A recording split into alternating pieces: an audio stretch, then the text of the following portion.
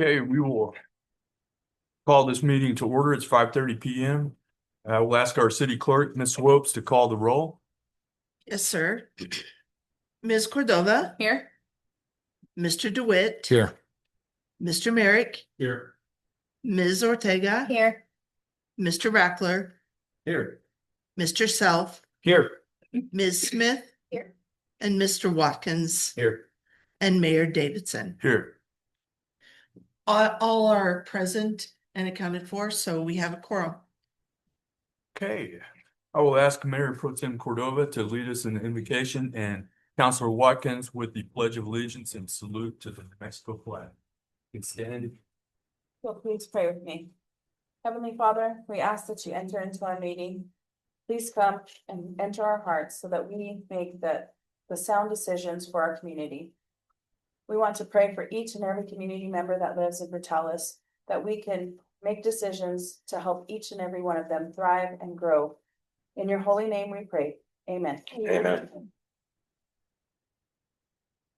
Allegiance to the flag of the United States of America, to the republic for which it stands, one nation, under God, indivisible, with liberty and justice for all. I salute the flag of the state of Mexico, and the symbol for relations among united cultures.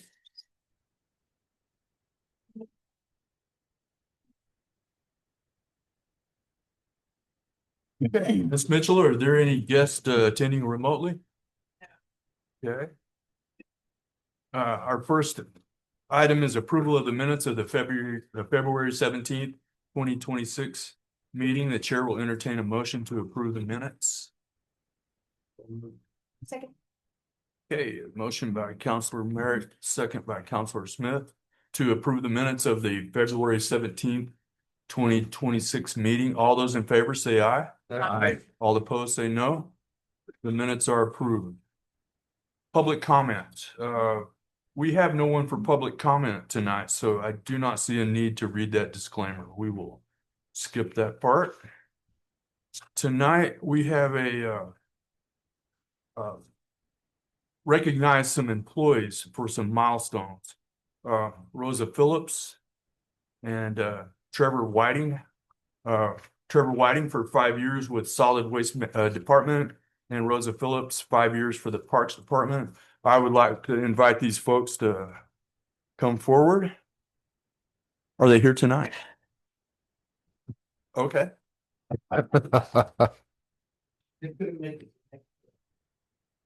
I'll sit there. Want to see you pull off or go for this. Try.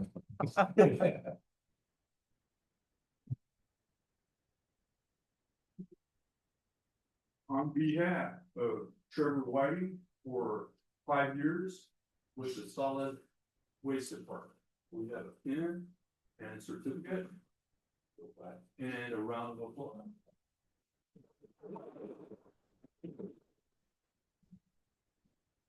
And for Rosa Phillips, again, 5 years, City of Dallas Parks Department, a pin and certificate for them. And another round. They have another party that could not make it tonight, so we're 25 years of service, so we're gonna postpone them until they can make it. 25 years is a long time, so.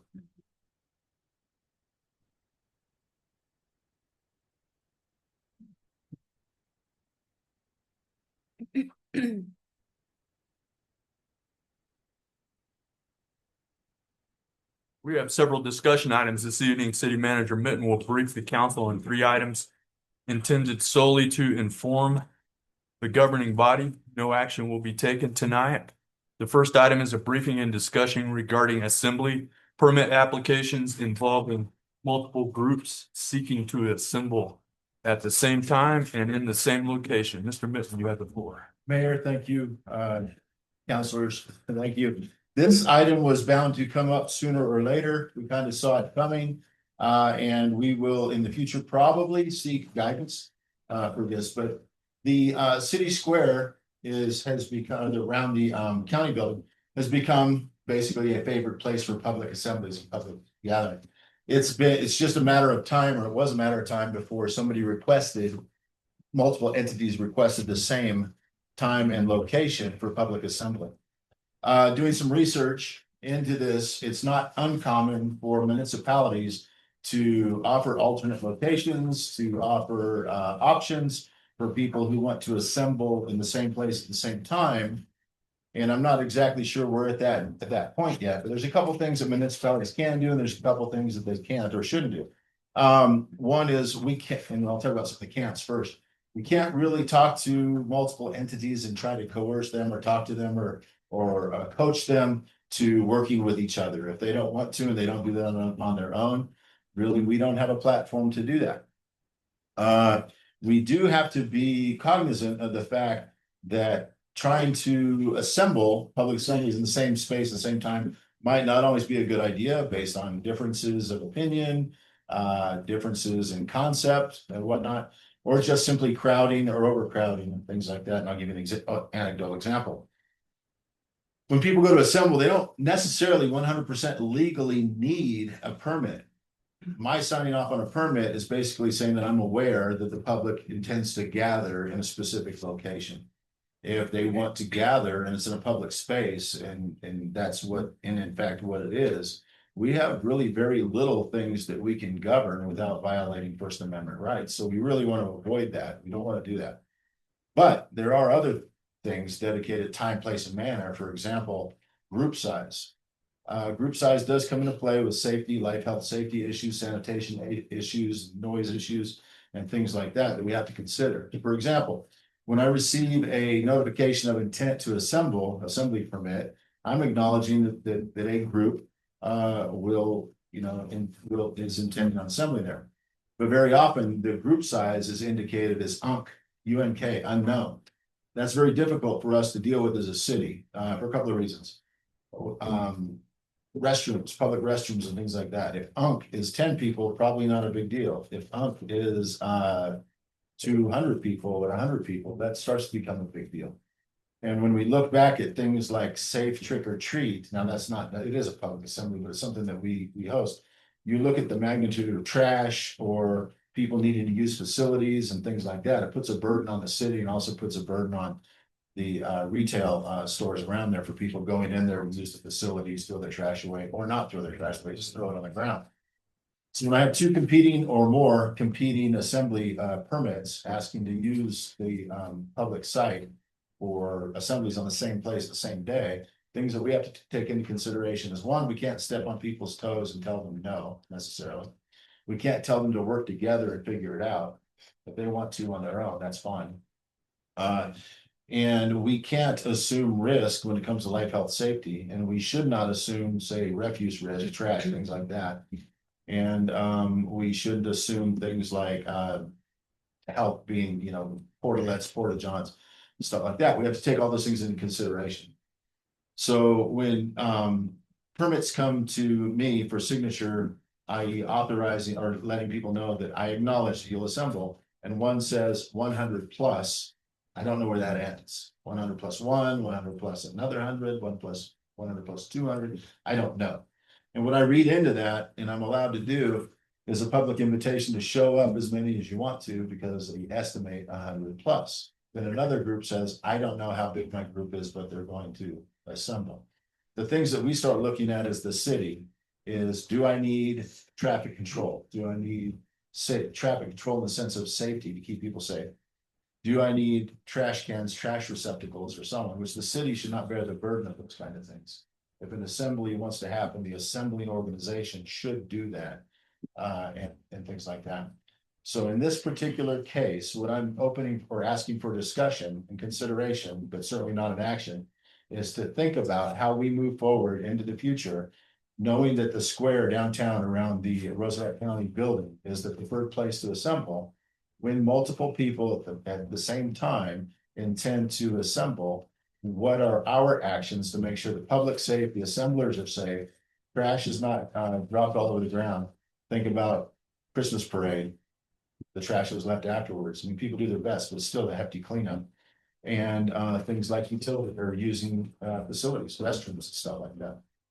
So at this time, that's just some of the concerns that are on my mind, and we don't have a specific set of guidance in an ordinance or resolution that talks about multiple agencies wanting to assemble at the same time, place, and perhaps even manner. So looking forward, we'll probably have to discuss this and come up with some thoughts on how the city deals with that. Specifically, when someone says 100 plus and another one says unknown, and that's only two competing, it could be three or any, because that is the preferred place to assemble. And there will be days that people want to assemble, 4th of July, New Year's, specific holidays or events, things on calendars, et cetera. We can anticipate this, and we're gonna need some guidance going forward on those things. Now, I will answer questions if I have them, but the discussion, I would argue, is open to discuss at this point. Okay, so we won't be taking action, but yes, this item is open for discussion if anybody. Okay, go ahead. I've read through this and you've covered a lot of the bases here. The thing that concerns me is safety. And I think our square is situated in the middle of First and Second Street, which is basically Highway 70 going through town. It's a high traffic area, and I know that is what they're looking for is a high traffic area whenever they do a protest. On the same token, that high traffic area brings up safety concerns of mine. Because if they have it on the Second Street side, there's a traffic light on Main, and traffic has to stop if the light changes. If there's a protest going on and they're holding up signs, and I've seen this happen, someone takes one and steps out into the street waving them. Someone is distracted, the traffic all of a sudden starts stopping in front of them. I'm surprised that we haven't had an accident here yet. Someone's gonna get rear-ended, someone's gonna get run over. If you go and look at the other side, which is where they've kind of started moving over to, it's not as big a concern, but it's still a concern to me because you've got people that if there's cars parked in front of the post office in the spaces that they normally pull up to get the mail, they'll pull over into the square and then walk across the sidewalk or the crosswalk. You've got the same issue there. There's not a light there to stop traffic. So when they take off from the Main Street light and they're going towards Avenue C's light,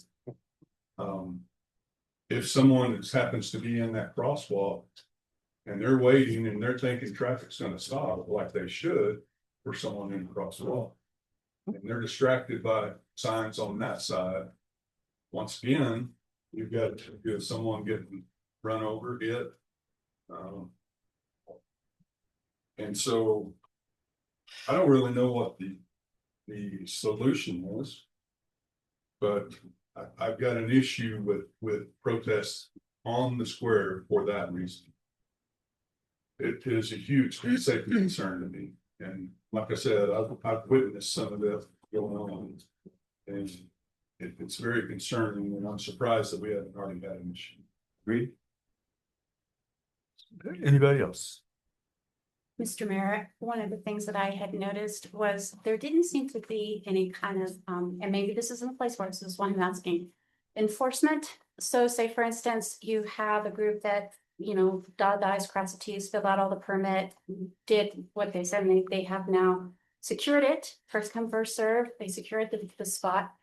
And whether intentional or not, another group comes along and they proceed and they're not permitted or did not go through the proper. How would we handle? I'm just saying, if you have an answer, great. If not, it's just something that we may want to consider as we move forward on this. Yeah, so I think I understand just your question, but if somebody just shows up and wants to assemble or wants to, a lone person or 50 people want to do their thing next to someone else doing their thing, and one has declared that they're going to assemble and the other hasn't, what is our course of action?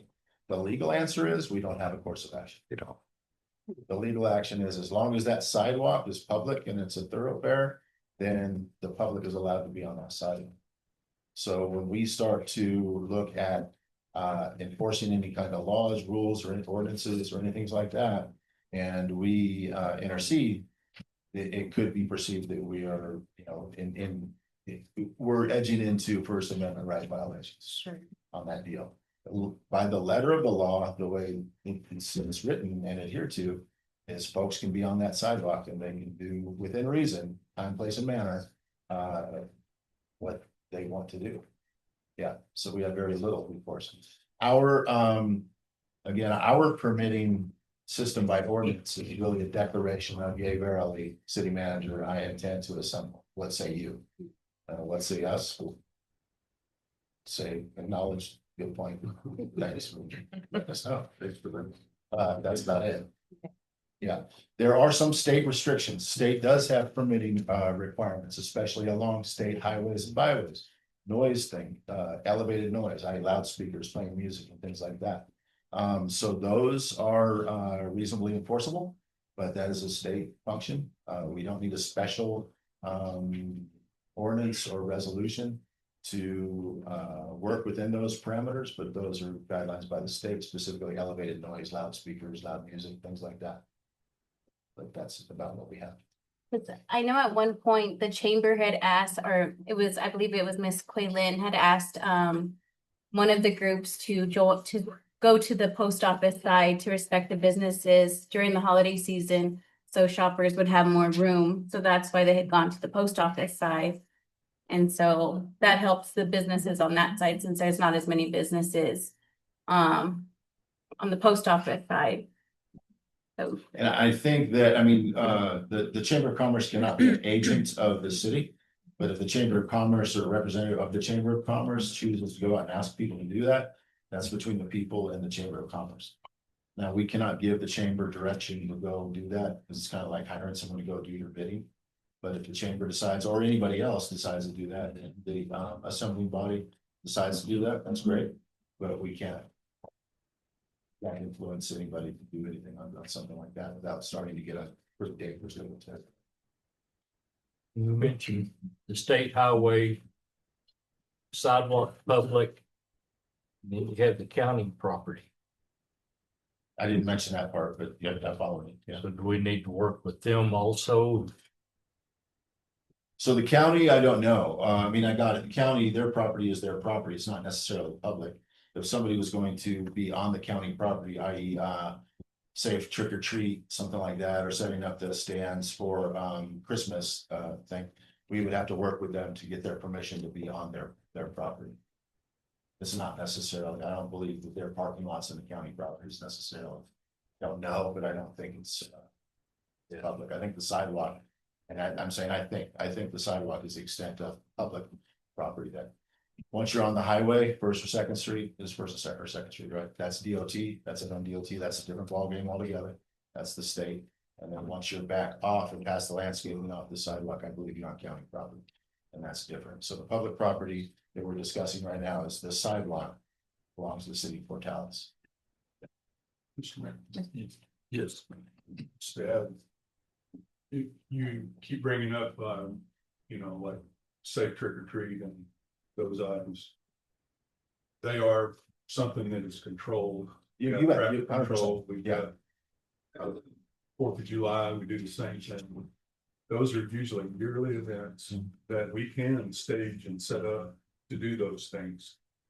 The things that we're talking about here are usually on every weekend or every other weekend. Oh, 100%. Completely apples and oranges. So it They're would not be the same. ludicrous to think that we can, have traffic control, stop traffic, move traffic around, to accommodate them. Yeah, absolutely not. For record, the reason I bring them up is to give a visual, how much trash is left behind on safe trick or treat or and we'll do better in the city, of course, to do that. But my point is the refuse left behind, it's substantial. The crowds, where do they use the restroom? Where do they go? Where do you change a diaper? That kind of thing. And with it, as a municipality, when a group starts to get to a certain size, and we haven't defined that certain size, these are things you have to take into consideration. Otherwise, it goes from each person can take care of themselves to a group that's, using facilities, changing diapers, leaving refuse, et cetera, those kind of things. And that leaves a mark on the public that we have to deal with. And kind of in the spirit of the city doesn't give anything away, we're not allowed to, it's a law. I can't give away refuse cleanup services. I can't give away porta johns. I can't do that either. So it puts us in a quandary. There is a threshold. There's a number. We haven't defined it. But there's a number of where it goes from being, hey, I'm gonna show up with my sign to, hey, I'm gonna show up with my sign, and just by being human, I'm gonna leave a mess. Whatever that thing is, we have to figure that out. And that's for one group or multiple groups. But these are the things when you come up with numbers like unknown or 100+, but not sure, that we start to think about as a municipality, because we're left with the refuse, and that costs us money and taxpayers' money, and we can't give that money away. It's a law. The minute we do, we're breaking a law. So we have to meet that stuff in time, space, and make sure that we consider those things when one or multiple groups compete for the same space. Now, initially, the topic was multiple groups looking for the same space and time. They may not necessarily agree. They might not necessarily be friendly. They might not necessarily like each other, or they might love each other. I don't know. But the space can only hold a certain amount of people, and that amount of people I don't know. And if they don't necessarily agree on topics, and if they don't behave well and play nice with others, that's another thing that we have to consider could happen. So the reason I bring it up, it was inevitable. Sooner or later, somebody would request the same place at the same time. And if we decide to acknowledge that going forward, and we decide for whatever reason that space can't be shared, you need to have a predetermined, legally vetted way to say, yay, verily, you get it and you don't. A couple of the things that came up when doing the research was, you can do a first come, first serve basis. That's pretty cool. First come, first serve. Until the time you put it out, and then someone goes, that's fine. Today, I will just book all the weekends into eternity. And then they will be first come always, and then they are served, but nobody else is. Another technique is a lottery. What is a lottery? Flipping a coin, technically. Putting tickets in a bowl too, and you draw one. It's a lottery. Rock, paper, scissors. Could be, I don't know. But, and I'm not trying to make light of it, but these are legally accepted ways to determine who gets it and who doesn't. If I had to make a decision today, and I was well within my legal right to do so, and there would be no First Amendment rights. Someone said, Mr. Mitten, make this happen. What I would do is I would go with the first come, first serve in this case, because we do have a couple of teams waiting to do it. I would go with first come, first serve, and then I would provide an option as a recommendation, but not a directive. The people who came first, you choose which side of the square you want. The other group, you get the other side. If that didn't work in that case, then I'll go to the lottery system, flip a coin or draw a tag from a fishbowl, whatever you're gonna do. The people who won, they got to decide which side of the square they want. The other folks go to the other side. If you want to commingle, that's on you. Just behave when you do so. Yes. Just a thought that maybe the mix. When we're asking for that number of how many people, if we could put some ranges, let's say check boxes that are 1 to 50, 50 to 100, and ask for an estimation. And then when we do come up with a number that the square can hold 500 people, whatever the number is, I'm not saying that's a number. Then maybe when we reach that, we have a legitimate reason. I mean, I would think it would help us make decisions if we knew one group's gonna be between 150, 200. It The would other help. group's gonna be 200, 250. We're going, wait a minute, we're getting close to a concerning threshold. Anyway, just the. It would help, but these are things that we're gonna need some guidance on. Yeah, we're just gonna need it for a couple of reasons. You're right, changing diapers, an anecdote, but got it. Mr. Mayor, Thank you. oh, I'm sorry, go ahead. One other recommendation that I would like to see too is maybe if we could look at other locations, if we're in our legal rights to do that, you know, we don't want to, of course, infringe on rights, but look at another place, because when we're enforcing, what do? Do we enforce city ordinance that we don't have? Do we enforce, like, what does the county have based on their parking lot? Because people are still parking in there. And then, or do we enforce what NMDOT says?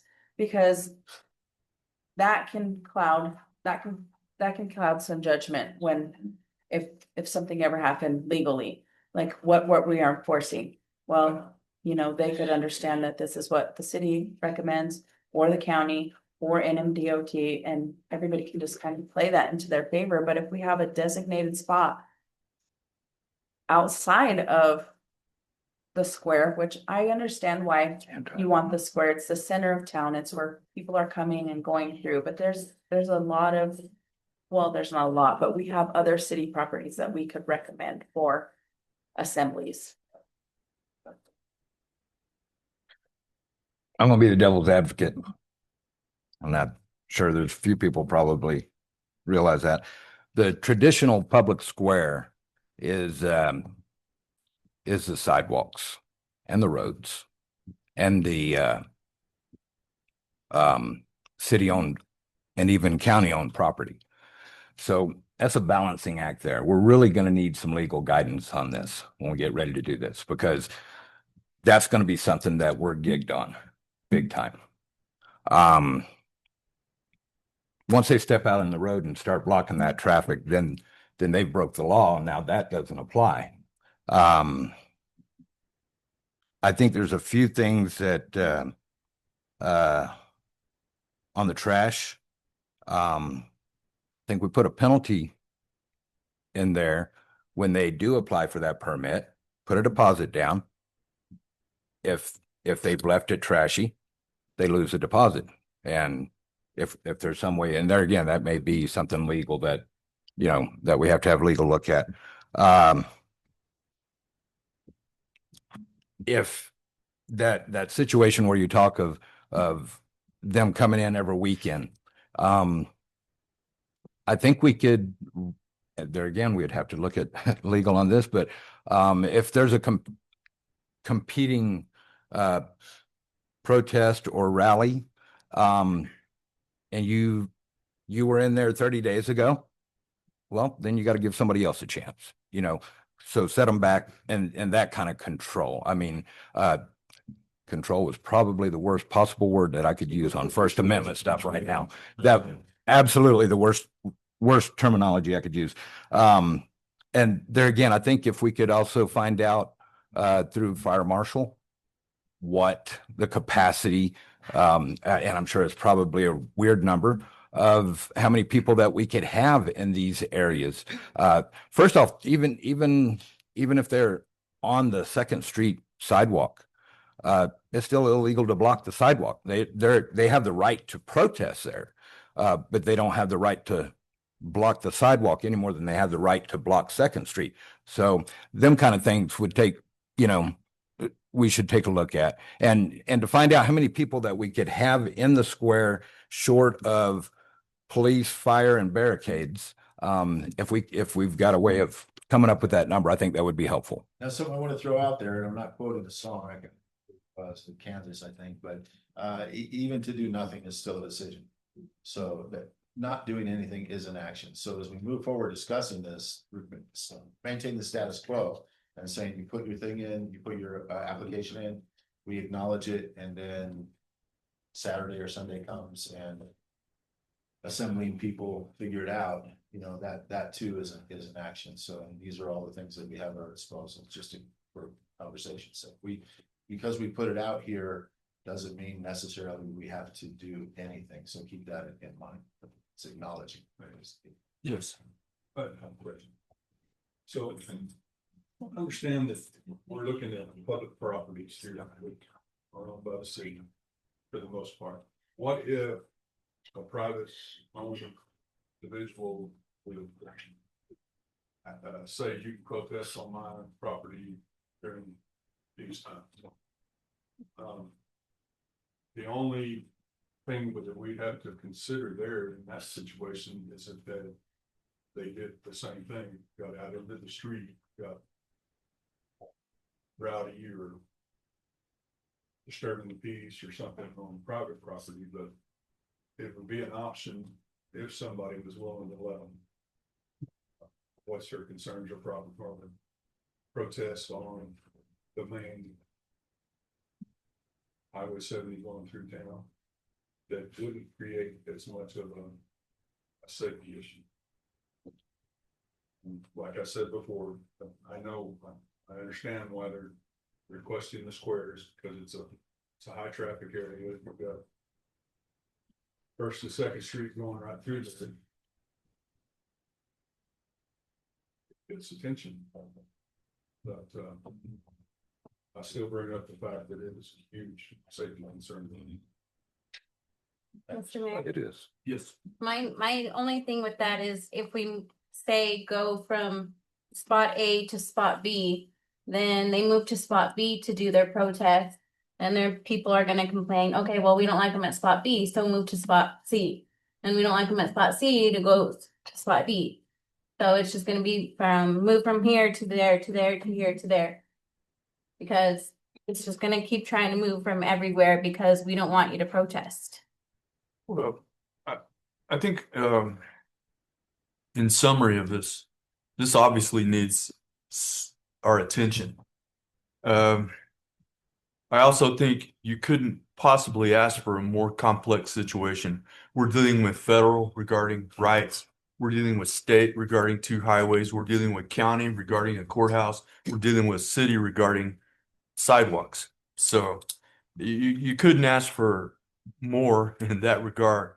And to Mr. Merrick's point, honestly, I think this is a disaster waiting to happen. If you cannot text and drive, I do not see how you can, be very visual and distracting with signs and noises and drive when you're coming up on to a stoplight. So there are safety concerns above and beyond that. I put a lot of priority in nobody getting injured at all. I would rather err on the side of not getting somebody run over or not having a semi truck go through the dewdrop in because they got distracted. But in addition to that, the city, I believe, would have a tremendous amount of liability if an accident did occur, which the city cannot afford to happen. So all I'm saying is whether we're talking about this group or that group or Girl Scouts or whatever, we definitely need to get some guidelines. And what I would ask before any sparring begins is that all of these groups, please understand the reasons for wanting this is to not have our city, become liable or not have a tragic accident. I don't think anybody's trying to quell anybody's rights, but at least keep that in mind as we start negotiating. So I think the basic ask up front, and not for a decision right now, but to consider, is if and when we get to the point that there's multiple agencies asking for same time and place, and we decide on a method, and the question says, who decided that was the method? Whether it's rock, paper, scissors, flipping a coin, first come, first serve. At some point, we have to have that codified, that we decided on this day, the competing, you're welcome to work together, that's on you, but first come, first serve, lottery, whatever it's gonna be decided, who gets that space. If after that person's determined, based on what we had decided upon through your actions later, then that is the answer. Who decided? The governing body did. This is the method. It's in accordance with acceptable business practices. So that's what I think is. yes, And is one last request. May we get a legal definition of the word manner? Here I was reading the city may regulate time, place, and manner of expressive activity. I think having a legal definition of manner will help us a lot in deciding the guidelines to help us moving forward. Okay. All right, we will see what comes of that. but is there any further discussion on this item? You've got 2 applicants for the same day, how far off? How far in the future is this? It's in March, I think, March 25th. Okay, so the latter part of this one. Yeah, so if we're gonna make a decision, if we are gonna make a decision on this and anything's gonna come about it, it'll be brought up in the next city council meeting and then. We'll go that'll be that. As it stands right now, the things that we have in place are in place. And that's what we have.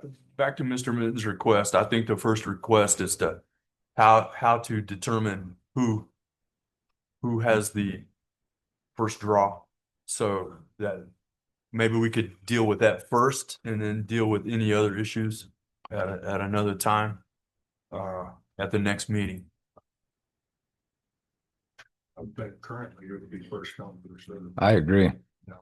I think that that's- Decision will be made tonight. Right. Then all. Oh, whoops. If we do the first come, first served basis, I think that we need to say, you can apply up to like this time, like 2 weeks before.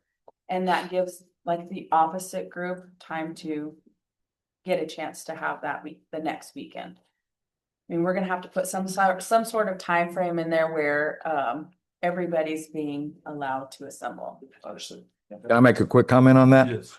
That is just about where time, place, and manner falls into. The government has to be able to show a narrowly tailored reason why you're limiting time, place, or manner. And what Ms. Cordova just said right there is pretty much spot on. That's an example of that whole manner portion of it. So that, but the government has that responsibility. It's going to be a federal definition though, for time, place, and manner. Definition, man. Any further discussion on this item? Okay, the second item is the YAM scope of work and RFP. This is discussion regarding developing the scope of work for operational services at the YAM Theater and potentially issuing an RFP with any final agreement coming back to council for approval. Mr. Mitten. Thank you, Mayor. This one should go a lot easier. Okay. So several months ago, we proposed that the Chamber of Commerce take the YAM over for operational control and the city would maintain ownership. The short facts of the matter are the city doesn't have the bandwidth with personnel and other resources. The YAM is open for business. We can conduct business in there and we should. And people should come in there and enjoy the YAM and do whatever they do in the YAM. But we don't have the personnel and the resources to manage it on the day-to-day. So at a point in time, we considered using the chamber to do that. Then some complexities came in with administrative processes to do that and other things are very expensive. Commercial real estate appraisal to the tune of $5,000 or $6,000 or $7,000 is a matter of process that has been laid out before by the state, even though we maintain the ownership of the YAM, the chamber or the person doing the operational control would have the opportunity to make profit. It just gets convoluted to the point where it's almost not doable at our level. If we just tried to wish it away and pay for the commercial, if we paid for the commercial real estate appraisal, that would be the equivalent of giving away $5,000 or $6,000 or $7,000 because it wouldn't necessarily be for our benefit, even if we tried to write it in there that it was a kind of a quid pro quo or type of deal. Just wouldn't. It might not pass the litmus test. So the safest, most sanitary way to get this done with respect to administration seems to be to write a statement of work on what a contractor would do if they took operational control of the YAM and we maintain ownership, and then put it out on the street for vendors, including the chamber, to write up their proposal and their bid on how they would do it. And we would select a vendor that's in the best interest of the city to facilitate, control, and manage the YAM while we maintain ownership of it.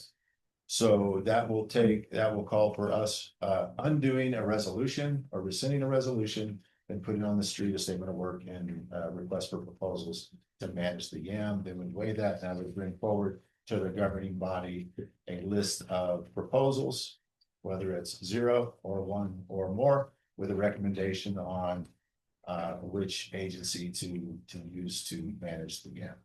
Subject to your comments and questions. Thank you, sir. It's open for discussion. Mr. Mayor, Yes. who will be working on the scope of work, drafting that idea?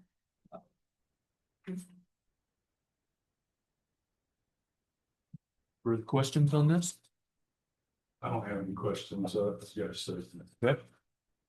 the process that was given to us about trying to get an appraisal for that. In my mind, I just cannot get around what good that would do in this process. I don't understand what it would gain the city, because we're not asked to appraise any other property that we own. We're not asked to put a value on any of those properties. It would still be city maintained and owned.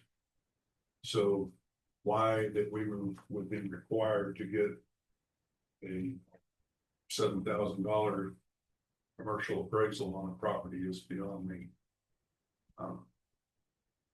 And I still think that the agreement that we kind of drafted together was a working agreement. It wouldn't be any different than the county. They own the building that the Chamber of Commerce resides in, and RCCDC, and they have an agreement with them to house those things in that building. And it's not really any different than that situation. So Councilor Merrick, do they deal with revenue? Does the chamber deal with revenue? I guess they do. Yeah. Okay. Yeah. All right. I would, Mr. Mayor. Yes. I would just say, I think RFP is the direction to go. I see it very similar to, or no different for me than the fuel for the airport. We had an RFP, we put that out, we picked a vendor, they supplied that service. So I think an RFP is a good solution. I think that's a way we can get this done and get moving forward, because Chamber would love to do it, and I think we've got a lot of people that would love to use it. So I'd like to see us get this rolling as quickly as possible. Okay. Any further questions? Okay. I agree with the RFP part. I just didn't agree with the president. Right. It's just like a lot of things, everything's a waste of time. If there is no further discussion, we move to the next item. Last discussion item is the Public Works Committee ICIP recommendation. The committee voted unanimously to support developing priorities for public works infrastructure projects. This is a discussion item only.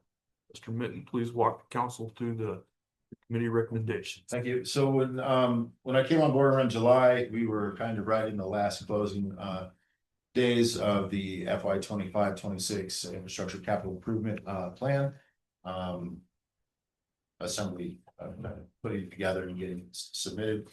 It was probably evident at the time there was some frictions. We got through it, we got over it, and we did pretty well on that deal. But even today, sometimes when we go back and look at the plan, there's a lot of questions like who decided what project goes first? Why didn't you accept or put in a multi-million-dollar project? Why did you put a $1,000, $100,000 project in there? There's a lot of questions there.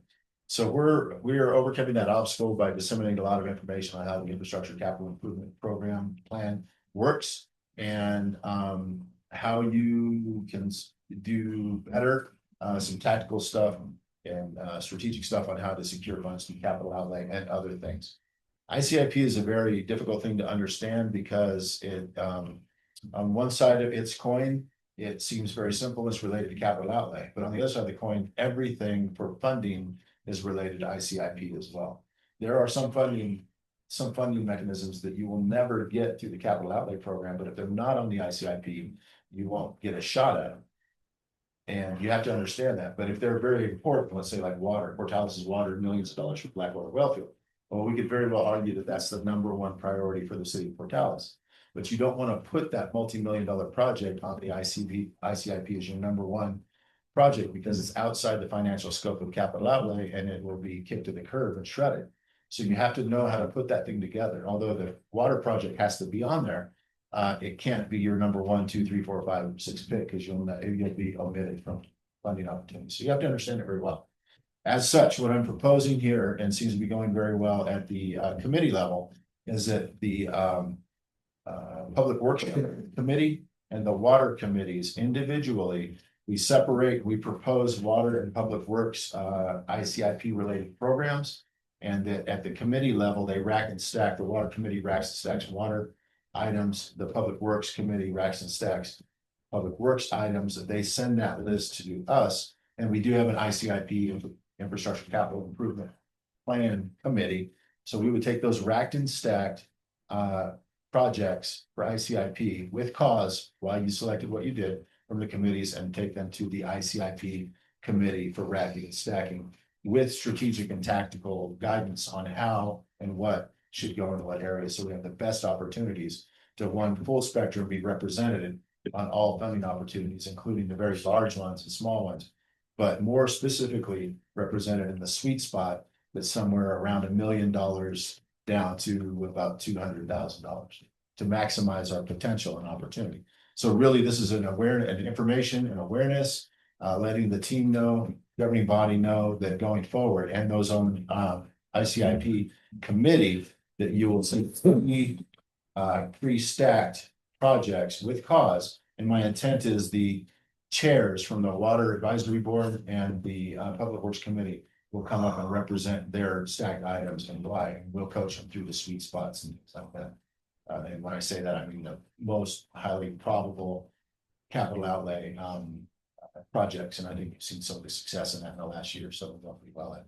But really, that's what it's all about. You'll have a Public Works recommendation, a water recommendation. Those two things will be synthesized with the ICIP committee. With that synthesized and racked and stacked, we'll bring it in front of the governing body to decide and select or modify that proposal, and then we'll lock it in and submit the ICIP plan for that year, for the next 5 years. Keep in mind, that's a 5-year plan that continues to roll. It's up to your questions and comments. So council, this item's open for discussion. Yes. Mr. Minton, when I was reading this, I was like, oh my gosh, this makes so much sense. I really appreciate that you bringing this to us. When we've in the past have ranked our items, we just, what do we need most? Well, we need trash trucks because our trash trucks are going down. But we're not the subject matter experts on any of these items. Our boots on the ground employees are. So having our employees work with the committees to get these ranked it just makes so much sense. So personally, I am really excited that we're going to move forward doing this, if that is what the pleasure of the council is. But for me personally, I am going to support this. So I appreciate it, you bringing it to us. Other comments? Just one. Go ahead. Oh, okay. All right. If there's no further discussion, we will move to action items. Thank you. We have a public hearing for approval of an application for Fraternal Order of Eagles. 3863 DBA Fraternal Order of Eagles, Area 3863, for a club liquor license with on-premises consumption only, with patio service.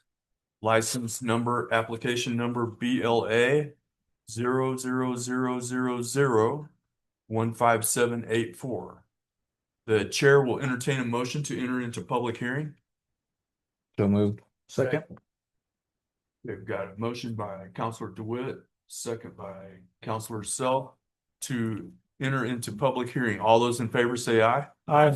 All opposed say no. Motion passes. We are now in a public hearing. The public hearing is limited to receiving information and testimony. Council questions, if any, must be clarifying in nature. So Ms. Wopes, please present. Thank you, Mayor, and thank you, council, for allowing me up here this evening.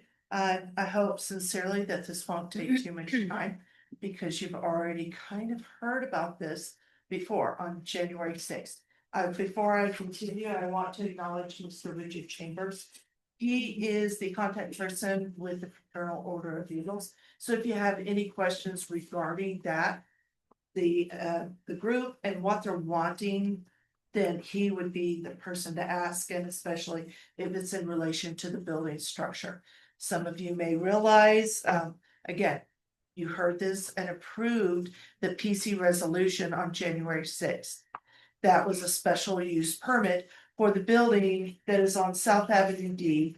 It used to be, back in the day, known as a couple of different bars, a couple of different liquor establishments. And then later became a cannabis establishment. So that fell through and it was sitting empty. And so now this is a way of putting it to good use. I hope you see it that way. And it's putting an empty, potentially large empty building in space to valuable use and providing some valuable entertainment and meetings to a group of people that don't have space right now here in Portales. So what you have before you is the alcohol, the letter, the LOD letter that comes from the New Mexico Regulatory and Licensing Department. And you're going to see if you flip through the information, and we also have some information available on the screens. There is the letter indicating it's dated December 8th, and it indicates that the planning commission did see this and they approved the special use permit. And then again, later on in January 6th, you saw it and voted to approve. You have before you also the proof and the affidavit of printing, so it was published in our local paper, it was promoted. And that way we could have a fair call out to people in the community who would be interested in this. So I think my presentation is pretty much done. But if you have any questions, any considerations, please bring them up. Any questions for Ms. Swoopes? Okay, thank you, Danielle. Thank- Would the applicant like to address the council? Yes, Okay. Go ahead and state your name. Richard Chambers, president of the Fraternal Order of the Eagles, area number 3863. Want to alleviate like any concerns that anybody has about overconsumption or anything. So the way our organization is set up, we have an interview process for every one of our members that have been to the establishment. You have to have 2 people that vouch for your character. We have an interview committee that goes through unloading those potential members. We have an initiation and they become an Eagle. We have a board of trustees that are in charge of managing the social room, hiring personnel. We have our board structure as well, that every avenue for protection for the patrons and everything is already in place. If there's rowdy guests, they go to a trial. We have a trial committee that's set up with the state organization, and it's a past president's club that comes in. So in order to maintain a healthy, positive environment, we have all those measures in place. So Do we have any questions for Mr. Chambers? Go ahead. Mr. Chambers, I saw that you were seeking to be able to have on-site consumption, and you also said something about being able to serve on the patio. yes. Where would your patio be located? Okay, so we built a fence around the perimeter of the building. I'm sure if you've been around that maybe like you've seen what's been done. We wanted to be able to have an indoor outdoor, and it's extended off of the original smoke patio that was added on by Susan whenever she owned Evers at that time. And we've removed all the xeriscaping, and we got lucky. It's all asphalt, so we'll probably chip seal it. Put tables, chairs, all that stuff out there, and entertain people. So in the future, what we intend to do is we want to open up the current dance floor where it is, and put a garage door that the band can entertain inside and outside. Like so, in the spring and the fall, it would add another. We'll pour concrete, extend the dance floor out, and then be able to have bands outside as well. So, Any other questions? I have a question. Go ahead. Mr. Chairman, would this strictly be for your group, or do you ever rent out the building? we rent the building out as well. Okay, And, so would that liquor, this permit apply for that as well? yes, Okay. yes. And just to make sure you guys are aware, there is a building layout that was utilized by Kelly McClellan's community services and planning and zoning. So there is a layout of the building that indicates the street, South Avenue D. And it does show you, it's maybe hard to read because it's small, but it will tell you where the patio is. It faces the back. I'm curious how many numbers you got, Uh, approximate.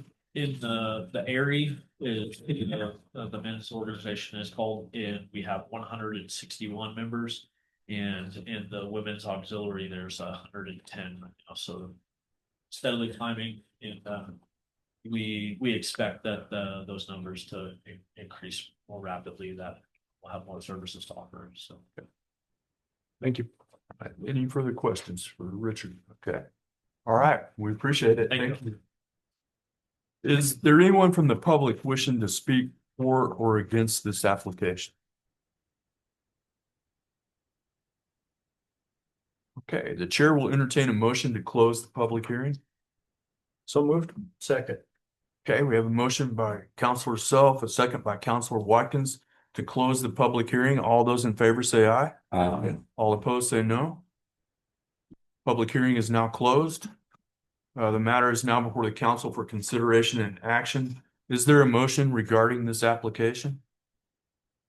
We look for approval. I second. Okay.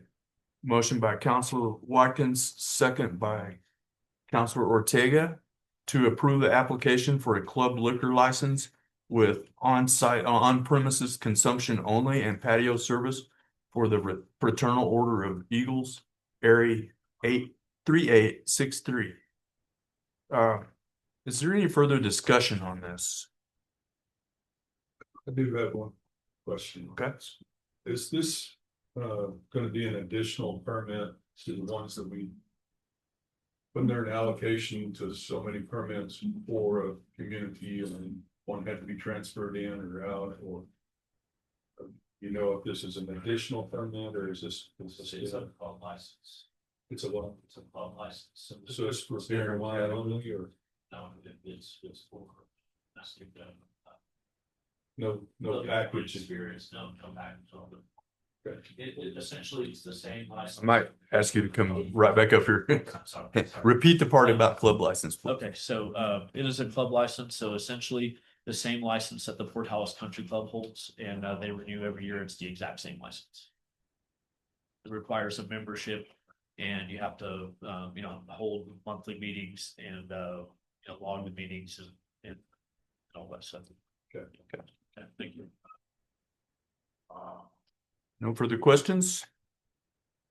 This is a statutory item, so it will be decided by roll call. Ms. Swoops, please call the roll. Yes. Ms. Cordova, Yes. Mr. DeWitt. Yes. Mr. Merrick, Yes. Ms. Ortega. Yes. Mr. Rackler, Yes. Mr. Self, Yes. Ms. Smith, Yes. Mr. Watkins. Yes. It's unanimous and it passes. Okay. Next item is governing bodies consideration and approval of resolution 2026-09 identifying authorized signatories for financial institutions. Ms. Rivera. Good evening, council. So this resolution is really just as it is, due to recent staff transitions and changes in elected official within the city of Portales. It's necessary to update and formally identify the authorized signatures for all city financial institutions to ensure continuity of operations and proper fiscal aging oversight. Mr. Mayor did have a change in the resolution itself. Item number 2, Ms. Veronica Cordova. Initially in your presentation, the packet was listed as councilor, but we changed the title to Mayor Pro Tem. Thank you. I'll stand for any questions. Okay, do we have any questions from Ms. Rivera? Okay, the chair will entertain a motion regarding resolution 2026-09. Second.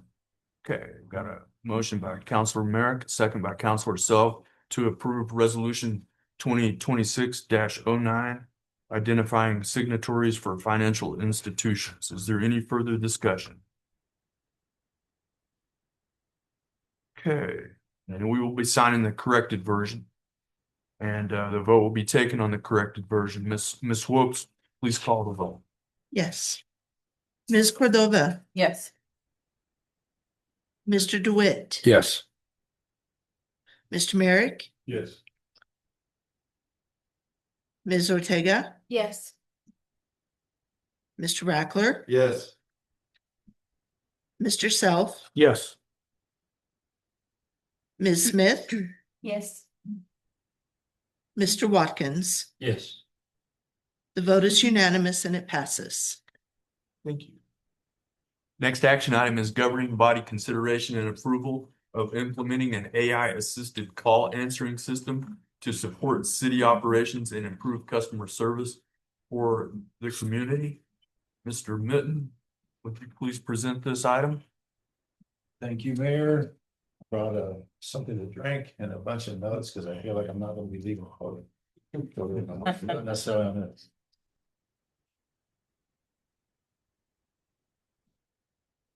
What we're proposing is gonna cost money, and that's why I'm here.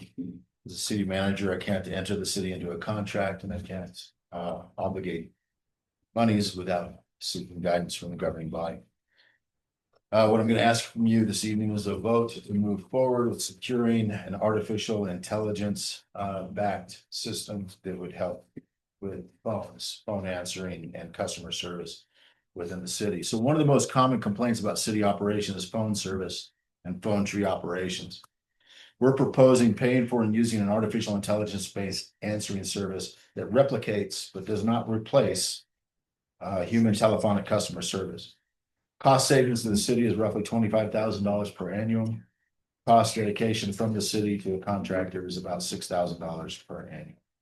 This would improve customer service, improve efficacy of phone operations. It would not limit us to operating hours. We'd have a 24/7 service. Some of the vendors that have proposed this, they're pretty, it's pretty good, to be honest with you. Anecdotal example, one of the vendors that proposes this service, I had a couple of numbers to call, try it out if you wanted to, and these were actual numbers to businesses that were already being used. A couple of times in front of several witnesses, if you call it that. But I called, talked to the AI device. The AI device introduced itself and said, "I'm your artificial intelligence agent. How can I help you?" And I didn't ask it anything about phone trees or anything else. I asked it how to make, what do I need to make a peanut butter and jelly sandwich? So it said, "Sure, I'll help you with that. You need 2 slices of bread, jelly, or jam, peanut butter, and an item to spread it with." And it talked me through making a peanut butter jelly sandwich. Now that seems pretty silly, but when you think about it, it's more than just a phone tree taking it to the next level. It's an information backed device that'll seek information for you. I didn't think that was enough. So I said, "Look, I'm sitting at my dinner table and spices usually go on the table. What normally goes with salt?" So hang on, let me help you with that. Normally on most tables, you have salt and pepper at the same time, but you could have any number of things, etc. So I played the game 3 or 4 times, and it's very comprehensive, very detailed, and does research. And I firmly believe, based on my research, that it would augment the city, value added, 24/7 operations, assisting people with more than just an answering machine type of things. It's an assistance thing. So I'm asking you for consideration, a motion to approve, to expend this $500 a month, $6,000 a year, to augment our customer service and not replace human beings, but to augment and enhance human beings with an AI phone answering system. So questions and comments? Okay, any questions from the council? Yes. I think I probably started this ball rolling, so I wanted to get in here. I requested that Mr. Mitt check into the possibility of having a human being answer the phone. I think it's important. I think that people in our community want to talk to people. I, in my profession, have to deal with these bot things all day long, every day. I'm not a fan. I still don't understand how this bot is gonna help when it comes to the fact that I call and say, I need to talk to somebody in the water department, and this bot transfer me to the water department, and they still don't answer the phone. And that's been our problem. We're not, when it gets transferred to whatever you asked for on the phone tree, you don't get an answer. And I'm not picking on anybody, I'm not throwing stones, but it's a fact. I call often because of my job, and there's a large number of times that I don't get an answer, and just don't get one. And I don't see how an AI bot's gonna help with that. And I'll throw to not further this, but maybe to enhance and open it up. If I answer the phone myself and you want to talk to the water department, I transfer to the water department, I can't make it. It still goes to the water department. But the water department would still have a function that picks it up and answers, and it might be able to answer your question. So again, I'm gonna go back to my statement. I'm not replacing, I'm not intending to replace human beings. I'm intending to augment them and get you an answer. And if the answer that you need from the water department is specific to a person or individual, then maybe we might end up at a spot where we can't answer it. But if it's a routine, relatively routine, or even semi-complex water department question, it may very well be able to be answered. So again, I believe that this will augment our operations, enhance them, and not replace people. And there are still people who will answer phones. But even if the first point of entry is to me or anybody else, and I transfer to the water department, I can't guarantee you someone's gonna pick up. A bot can't do that, and I can't do that. It's the end station, so someone answers the phone and things. So I do understand your frustration. All of us have been in that situation. And I'm empathetic to it. But when I was applying to the city and was asked questions, Mr. Miller, what did you bring to the table? One of the things I said I'll bring to the table is I'll bring an expertise and a belief in automation, and that we would improve the city through automation and blast through the status quo by leveraging technology as opposed to acknowledging it but avoiding it. And I'm in no way saying you're avoiding it. I firmly believe it's time to integrate technology with the city of Portales so we make ourselves better. I'll work on the answering the phone at the water department piece, but you help me work with the automated piece, and we'll get there together. Go ahead. Mr. Mayor, sorry, Mr. Midden, I have two questions. First one is the AI. Where is it going to be generating all of its data from to answer questions? So I can't answer that question specifically because I don't know what I went with the peanut butter and jelly Right. thing, right? But for the most part, general questions, it's open source, web-based things. But when we hire it, we feed the information into it. So it's very city of Portales centric. We give it the phone tree information, the numbers, the email addresses, the web addresses, anything that we want to put in there specific to our organization. We put that in there. Anything it can find on the open source on the web, it'll augment that as well. We're very city centric in what we put in there. And it also grows with us. The more we learn from the mistakes that any happen, the more we feed in there and kind of let it know how we want to channel these things, et cetera. And it grows with us as we grow it. My second question, thank you for that, I appreciate that. Second question is, some people, just knowing sometimes what in the business that my husband is in, and they deal a lot with technology, new kinds of technology. Some people get kind of scared about new technology because of things they're hearing, in media or whatever. So if somebody were to call and wants to speak to somebody in the water department, will the AI still allow them to just go straight to, if they're like, I don't want to talk to you, I want to talk to a person, will the AI allow them to do that, or will it? Yeah, so I think we're talking about two different things, to be honest with you. The technology of like answering services have been around for a long time. To where definite. Now, let's not kid ourselves. You're talking to AI, you're talking to not even a machine, you're talking to a program of payments. Okay, this is different. This is different. And I know that all of us have been working with AI and things like that, but it's different than the standard automated phone trees. If you don't receive press line 1, press line 2, this is completely different. These are and I would challenge you, everybody really, to try something like this. So to your question, we let it know what we want it to do. And if someone wanted to bypass it, I'd firmly and go to a human being. Now, I can't guarantee you that the human being's gonna pick up the phone. Sure. But I firmly believe, based on what I read and what I tried, that I could say, hey, thanks for your help, AI person. I think her name is Claire or something like that. But I want to talk to Miss Smith specifically. And I think that's the end of the argument. I think it just puts it straight to you. Now, I didn't try that because I was with salt, pepper, and peanut butter jelly sandwiches. I'm not making light of it. I'm just telling you that it's very, very much like talking to a regular person. If you want to change the subject or interrupt or say please or thank you or whatever, it's right back at you. It's with the same types of things. So it's a very human-like experience. And if you're frustrated, say you're frustrated, I believe it's gonna say, I'm sorry you're frustrated. How can I help you, et cetera, et cetera. So Again, we're not gonna replace human beings, we're gonna augment them and help get there. Think about a full-time employee for someone just to answer the phone and then put it through to, I'm sorry, I'm not picking on you, but put it through to the water department. That's gonna cost me about $25,000 to $30,000 a year. Okay, and this methodology would be $6,000 to do that. I'll work with the people in the water department to make sure they pick up their phones more during duty hours. Right, but this will get it there at cost savings. Mr. Mitten, you mind a couple of questions? What is the contract term on this? Is it a long-term contract? If this situation did not work out for us, what's our obligation? I believe it's a year-to-year contract. Okay. And the worst case scenario from year to year is we would eat $6,000. If we decided we didn't like it, we're at $6,000 or $500 a month. I know. I have a question, Mr. Mann. Is there gonna be an option for Spanish speaking customers? 100%. I don't think AI discriminates. It might. Mr. Mayor, It might. I'm not making light of you. You know, I think for our Thai speaking customers, the Russian speaking customers, I think it's Yeah. full spectrum. I don't think there's a problem. Should we do it? is there a way we can, you said that you had was able to do a test run with businesses? Is there a way we can check it out? Yeah, I mean, if we wanted to postpone table or anything like that, I mean, I don't.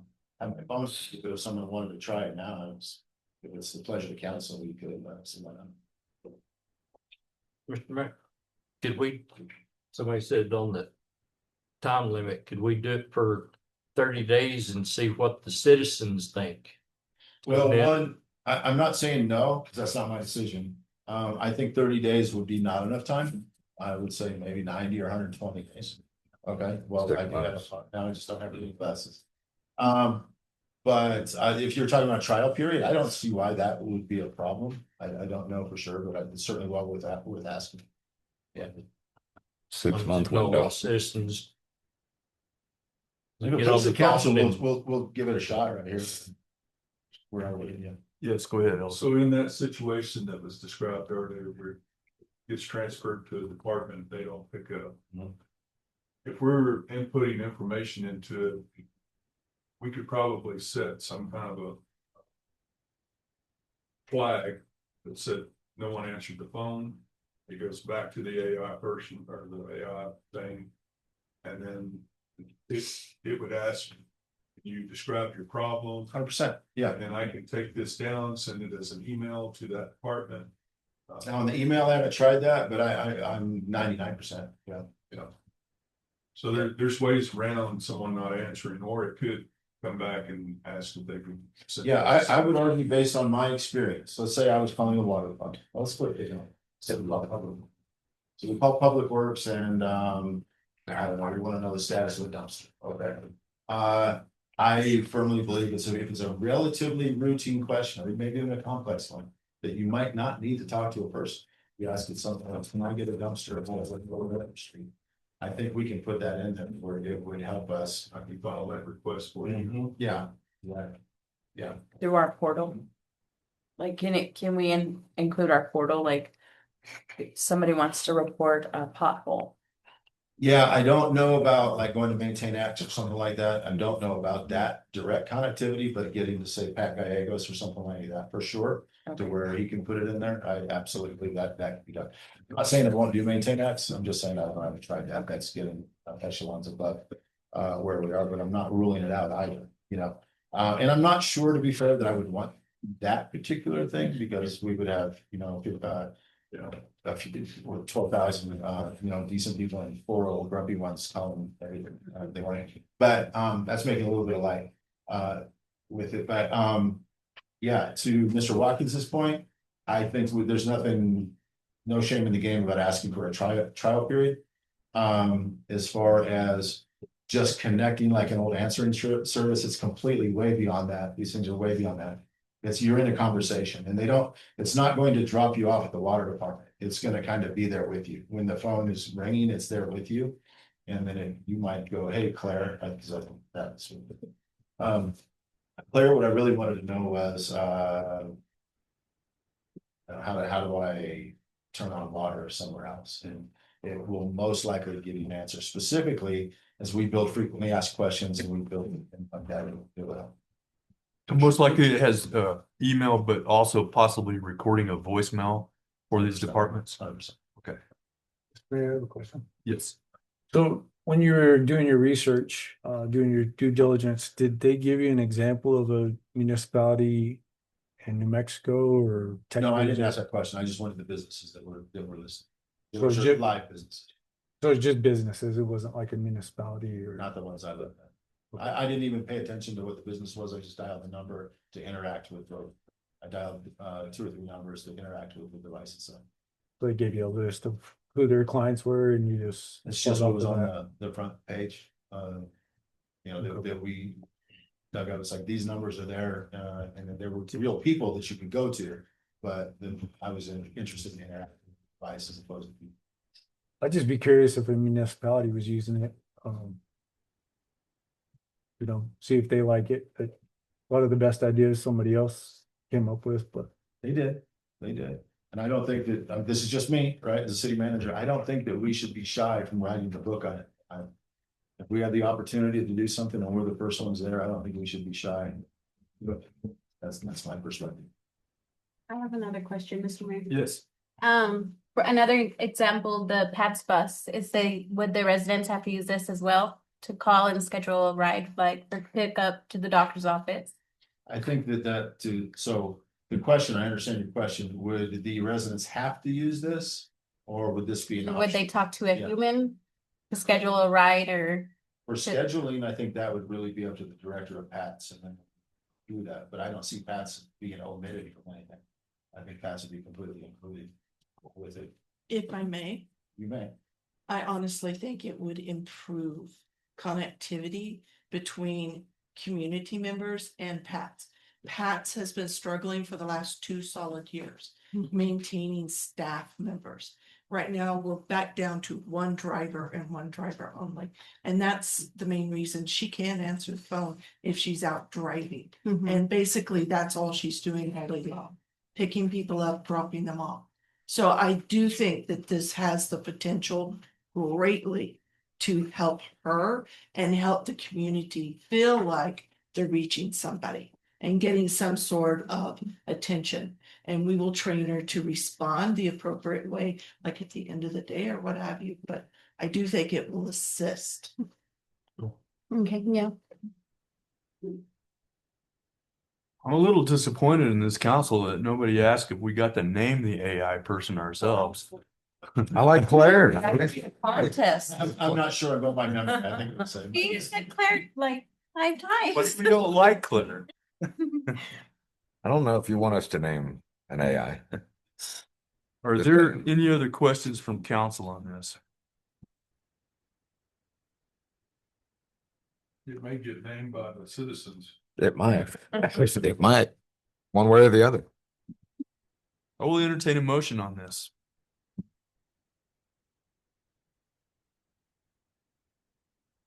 I move forward, checking it out. Is that an approval? Excuse me. Yeah, I move to approve the. Okay. Yeah. Can we clarify, what do you mean by checking it out? Cause I'd like to table it so we can get some examples in some other communities and maybe a Okay. municipality that uses it. So, I mean, what do you mean by try it out? I mean, if we're gonna go ahead and commit to the contract. You're right. I stepped out there wrong. Yeah, I think what you're saying there is as far as either tabling it or move to seeing if we could do a trial run on it.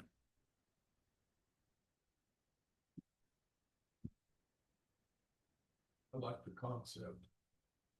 I just think we need a little bit more information. So, you've got a motion on the floor, you don't have a second. Can I fix my motion? A motion to postpone? Yes, please. Okay. I move to postpone. Okay, is there a second to that motion? Second. Okay, we have a motion by Counselor DeWitt, a second by Counselor Rackler to postpone approval of the implementation of AI assisted call answering system to support city staff and improve customer service. Let's say postpone till the next city council meeting. That sounds good. And is there any further discussion on this? Okay.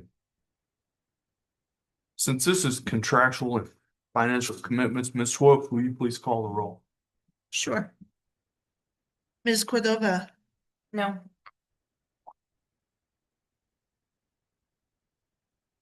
Mr. DeWitt, Yes.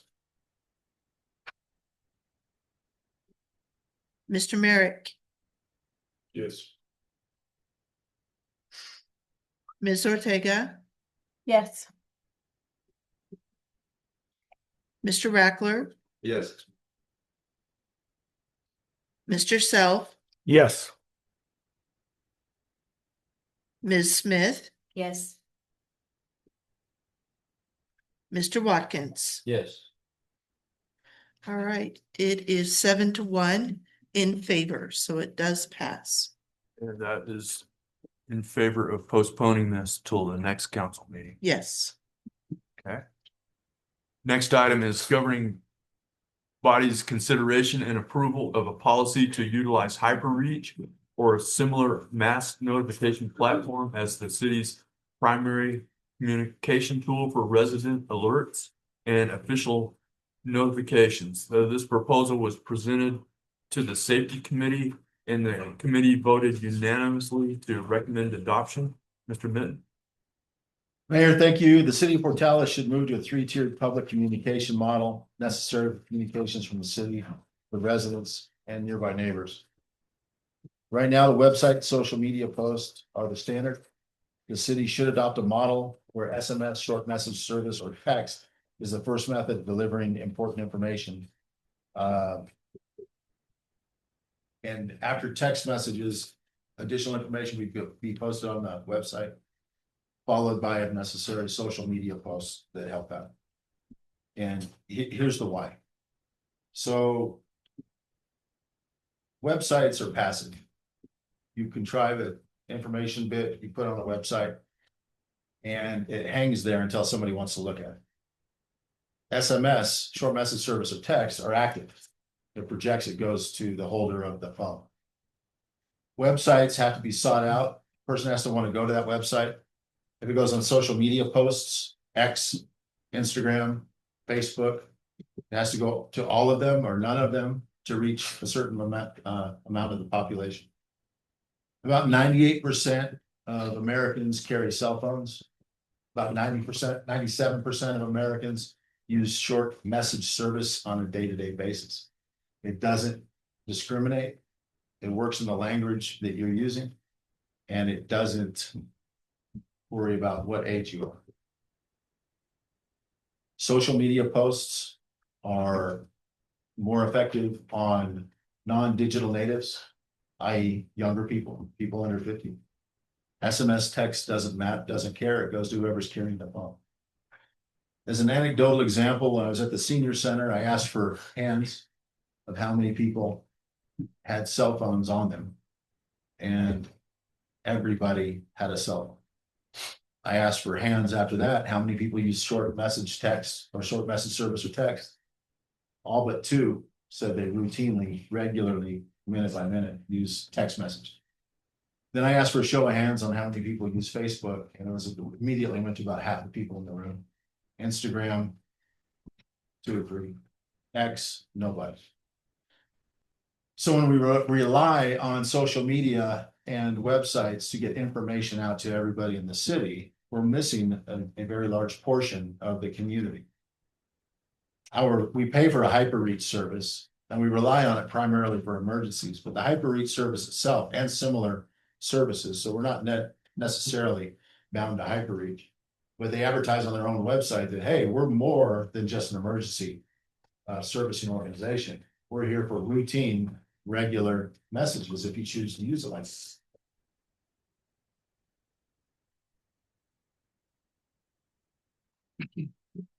So I propose that we adopt a 3-tiered communication model. If we have information that needs to go to the public, emergency or otherwise, relatively important city information, that we use the HyperReach service to reach out to our residents via SMS or text message first, followed up by deeper data if necessary on the website, followed up by social media posts to augment that. First source is SMS, second is website, third is social media. Doesn't discriminate in language, doesn't care about your age. If you're carrying a cell phone, you'll get the message. Anybody who signs up for it. In some cases, you can set it up so it broadcasts if you're in the area, it just goes through your carrier and it'll pick up as well. There have been concerns by people, which are routinely or kind of valid, about a thing called alert fatigue. You get too many, it's kind of like crying wolf. If you get too many, at a point you tune out. This has been researched, peer reviewed at the PhD level on many papers. And there are routine methods for overcoming alert fatigue. Much like the siren that goes off, on what day does our siren go off? Wednesday. Of course it does, right? At what time? Noon. We all know that, and none of us worry about it. None of us don't pay attention to that signal if it goes off. Any other time, Thursday or Wednesday at noon, we know what it means. But Wednesday at 3 o'clock, we would start to look around and see if something's wrong, because that's outside of norm. That is one of the ways you combat alert fatigue, is you set preset times and you use it for specific purposes, and then we come to know about that.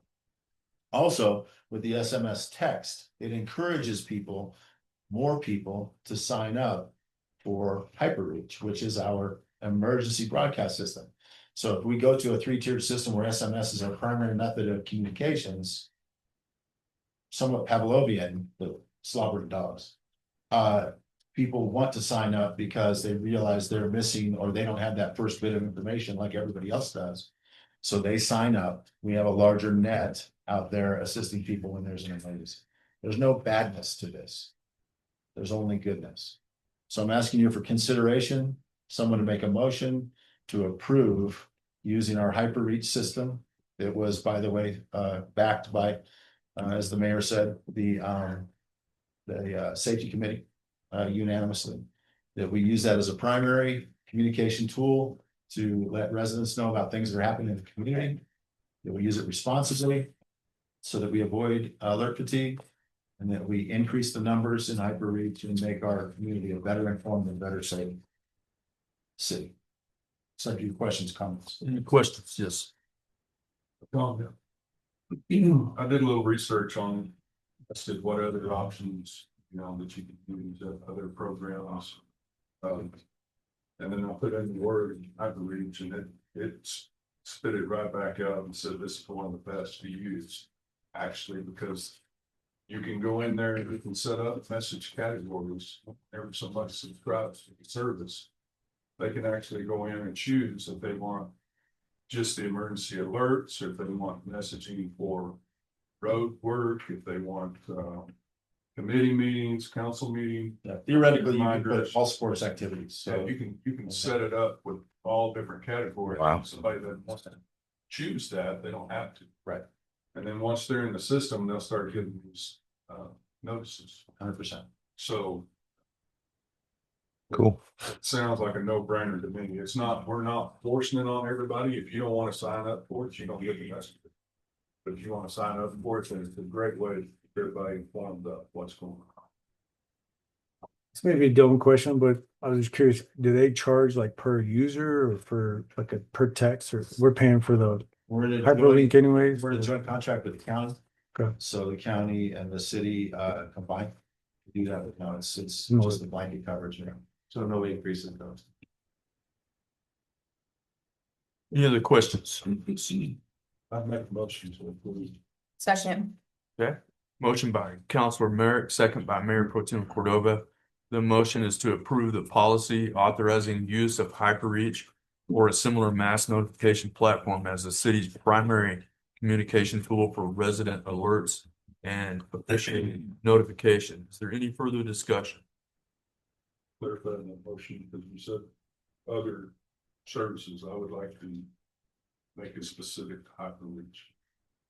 The only reason that I put or similar, that we have HyperReach, we're in it, in the event Hyperreach goes bankrupt, it doesn't exist anymore or something like that. That's the only reason. Or it We're goes we're wild. hyper-reached right now, so.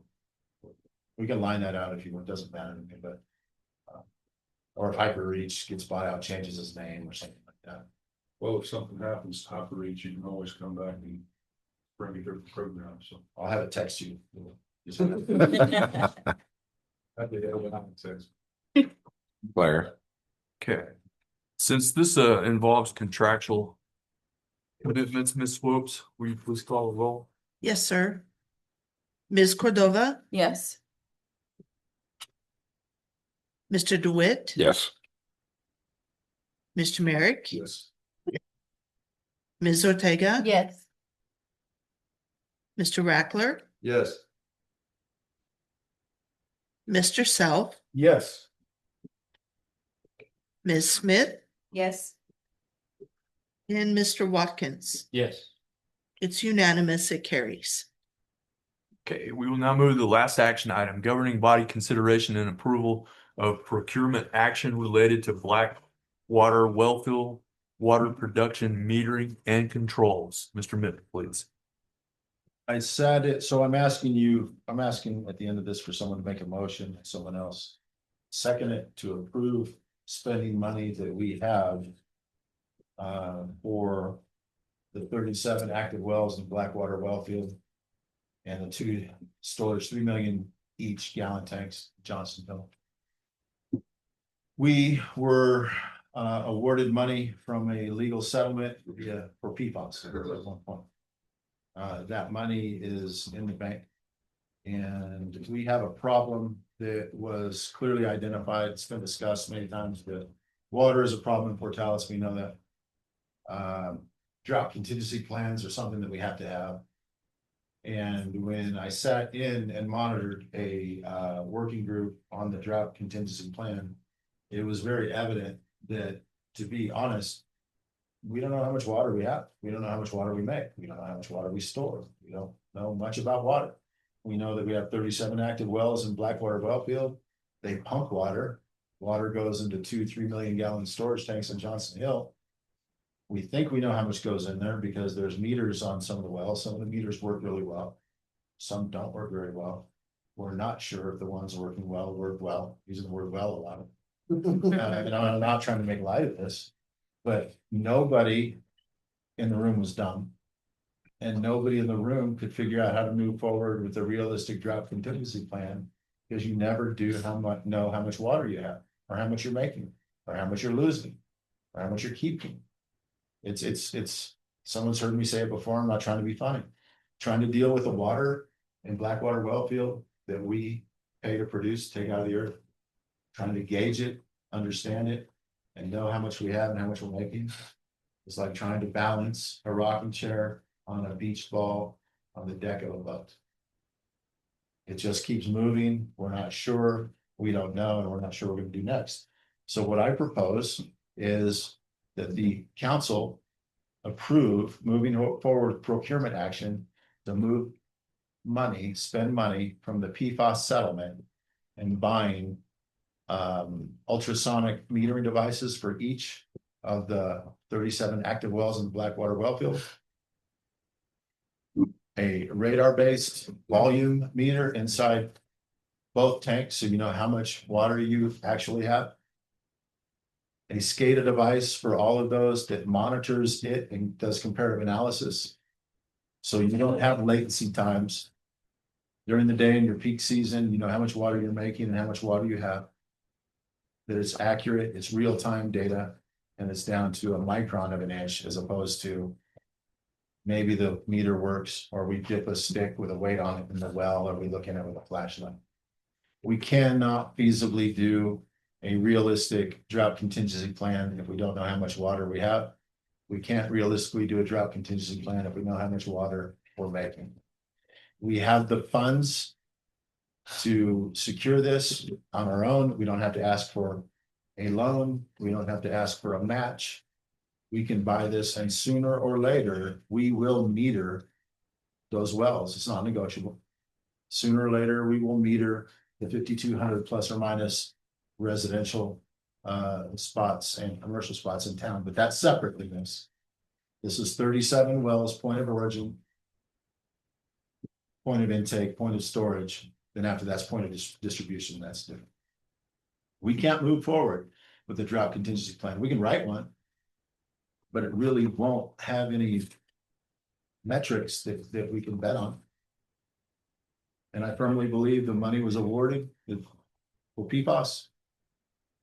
Its purpose is to be used for water. This is a water purpose. This will start the foundation for Portales knowing when it has water, how much it has, and whether you have a problem or not. And I argue we don't have a problem, but we don't really know until something is accurately telling us.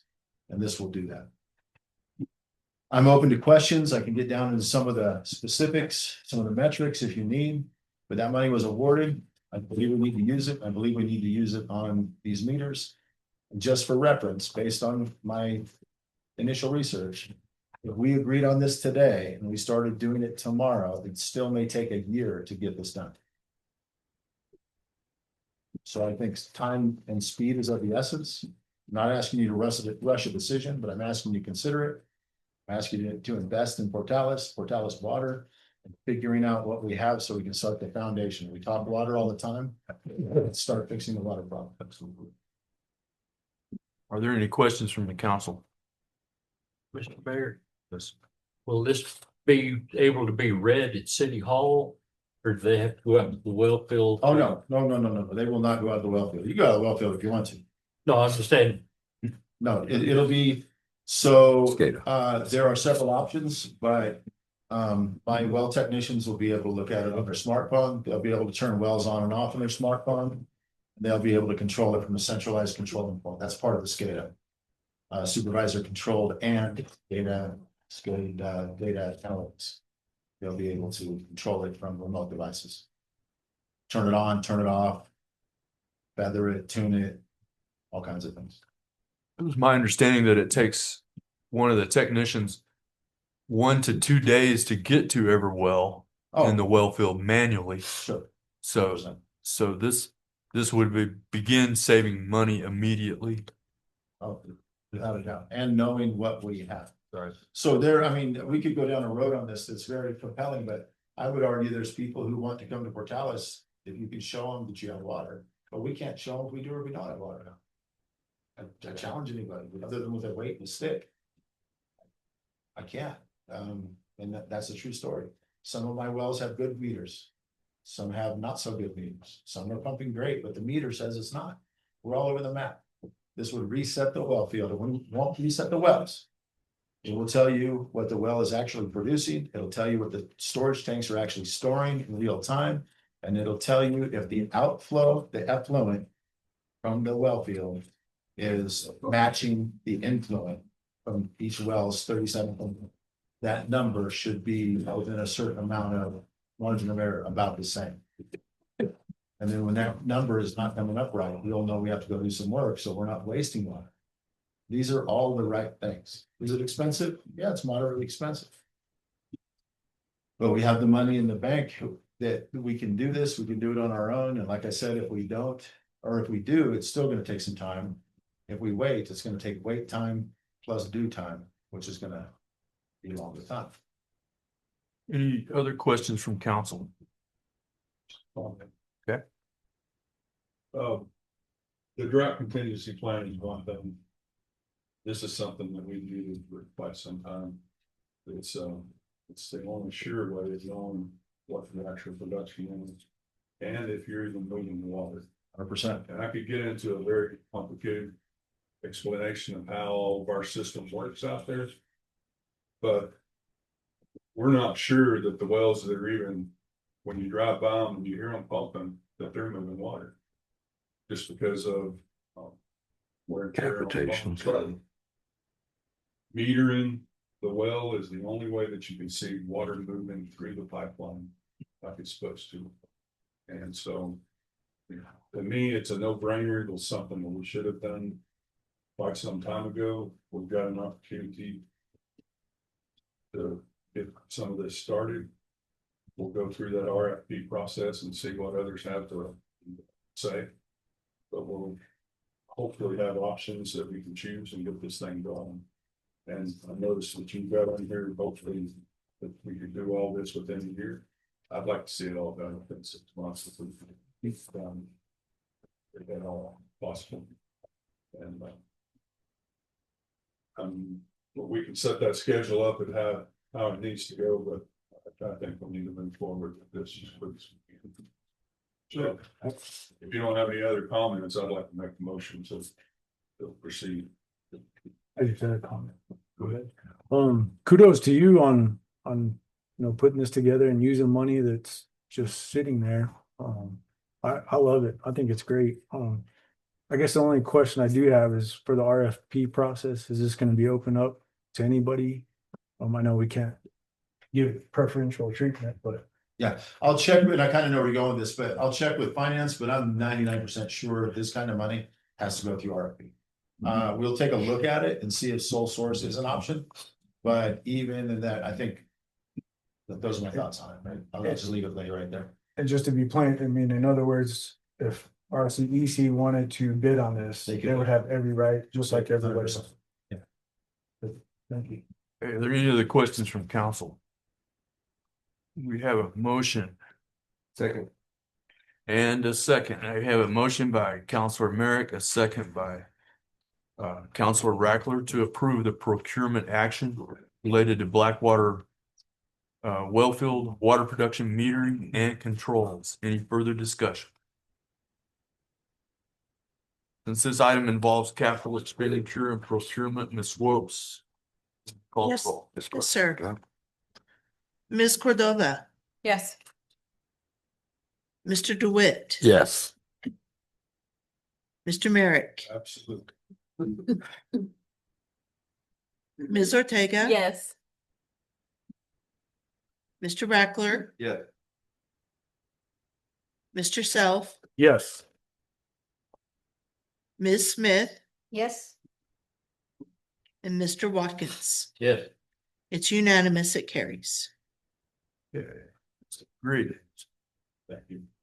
Not gonna let you go anywhere yet, Mr. Minton. We've got city manager report. Yeah, so I'm killing this bottle of water up here. I apologize for making it the Scott show for a while. We'll get through this in a second. I'm only staying up here because I'm up here. Everybody else remains to see. It's your turn. Okay, thanks. So over the past this is gonna take a minute. Over the past 2 weeks, city operations have been running above steady state efficiency, so that's good. We've had minimal operational setbacks across all the departments. Following updates, finance department, give them a thumbs up when you see them. High five, whatever it is you do. Let me tell you something about the finance department. They didn't have to, but being the professionals that they are in finance, when they got on the ground, hypothetically speaking, started looking at our finances and looking at different options and moved some money from one place to another that caused the city to have a huge amount of unexpected revenue. Now that revenue should be steady state across months and years based on their move. And it will make an incredible difference for the city of Portales. I won't go into the figures and things like that right now. And the reason being they're market based and nobody's in the stock market with money. That's not the way it is. But just the way it goes with the interest rates and stuff, the moves that they made are a ridiculously incredible augmentation to the city. So kudos to the finance department. We know that our lawyer moved on to different opportunities. In the past week, we've put out adverts to other legal agencies to assist us with a bridging strategy to move forward in legal services. We're doing very well in that. I've conducted some telephonic meet and greets and interviews. With legal service, I believe we have it narrowed down. And I will be bringing to you a recommended list, if not a specific legal firm for consideration based on expertise and deep specialization in New Mexico municipal law. The agency has expressed clear interest in supporting Portales. And they looked at and agree with everything we have in the draft contract that you supported. And they have no frictions with supporting Portales, i.e. no conflicting interest. And that deal, time is of the essence because we do have ordinances that state that we need legal opines, legal opinion on ordinances, resolutions, contracts, and legal representation. And they are fully Zoom capable and willing to work with us on Zoom as opposed to driving from point of origin to our location. So you'll see more of that in the future. Things are looking pretty good for our bridge strategy for legal. Not so awesome news, but we're getting over it. Water Trust Board compliance. We needed some immediate corrective action. Water Trust Board goes into basically deliberation here, and they'll start crunching numbers and municipalities, et cetera, on the first or second week of April. Somewhere around 2024, city of Portales got out of compliance with several reports and administrative actions. Without having those rectified and squared away, we would not be eligible for Water Trust Board consideration of money 2026-27. So, and we really rely heavily on that. So kudos to Mr. Gallegos and team. They went to Roswell today and sat down with that list, and they've mitigated several of those. And the other ones, they've developed strategies with the promise from both organizations. I don't think we're at risk. They believe they'll have that all squared away by the 20th of March. They've already reached out, and this was with the Office of State Engineer. So Water Trust Board said, hey, look, we got a report from state engineers. You're out of compliance. You have to get in compliance or we can't consider you for money. Pat took the team down and they took care of business. We'll be back in compliance by the 20th of March, and we'll be eligible for that money. No harm, no foul. So bad story that we're out of compliance around 2024. Good story that we were able to get it fixed in short order. So thank you for that, Pat. I'm going to discuss the comprehensive plan very quickly, and this is for anybody who wants to research it as well as the governing body. You probably heard things like planning or failing to plan is planning to fail. Without a target, you will always miss. You cannot achieve a goal that you haven't set. So all municipalities by law have to have a comprehensive plan. We have one too. It was voted upon and codified in 2023. It's on our website, or if you do a web search, you can find it. I would encourage everybody to familiarize yourself with 141 pages in the comprehensive plan. Often I've been asked questions like, how did you decide this or who decided that? Believe it or not, in the comprehensive plan, there are lists of things that says we're going to work on these. In some cases, might not be in order, but the things that we've worked on or we've sought money for, et cetera, are in that comprehensive plan. I'm not a genius, but managing a city is very similar to managing a large army base. And that's a lot of where my experience comes from, 17 years of doing that. But we had the same exact thing. We just called it a master plan. And you couldn't work on anything unless it was on that master plan. And if something came up and it needed to be worked on, you had to go back to the board, open up the map, not literally open it up. But you had to go to the elected board and ask, hey, we need to redo this, add a piece to it so that's your plan. Okay. So when someone asks me, how'd you decide to do this, et cetera, or when the city is working on a project, one of the things I very often ask them when they come up to me with something like, where does this go? Tie it to me, show me the nexus between what you're talking about and the comprehensive plan. So we all need to have at least a working understanding of the comprehensive plan. And when we decide to chase a project, there must be a nexus. I use that word twice if you're between that plan and the effort we're about to do. Because if we're not setting a goal, identifying a target, or planning, we're off the mark, and we need to stay on that mark and move forward. Now, if that plan needs to be adjusted, then we do that. But we have to put those things in there. Remember, that's a 5-year document. So once it's there, the things that we do need to be supported by that plan. Please keep that in mind.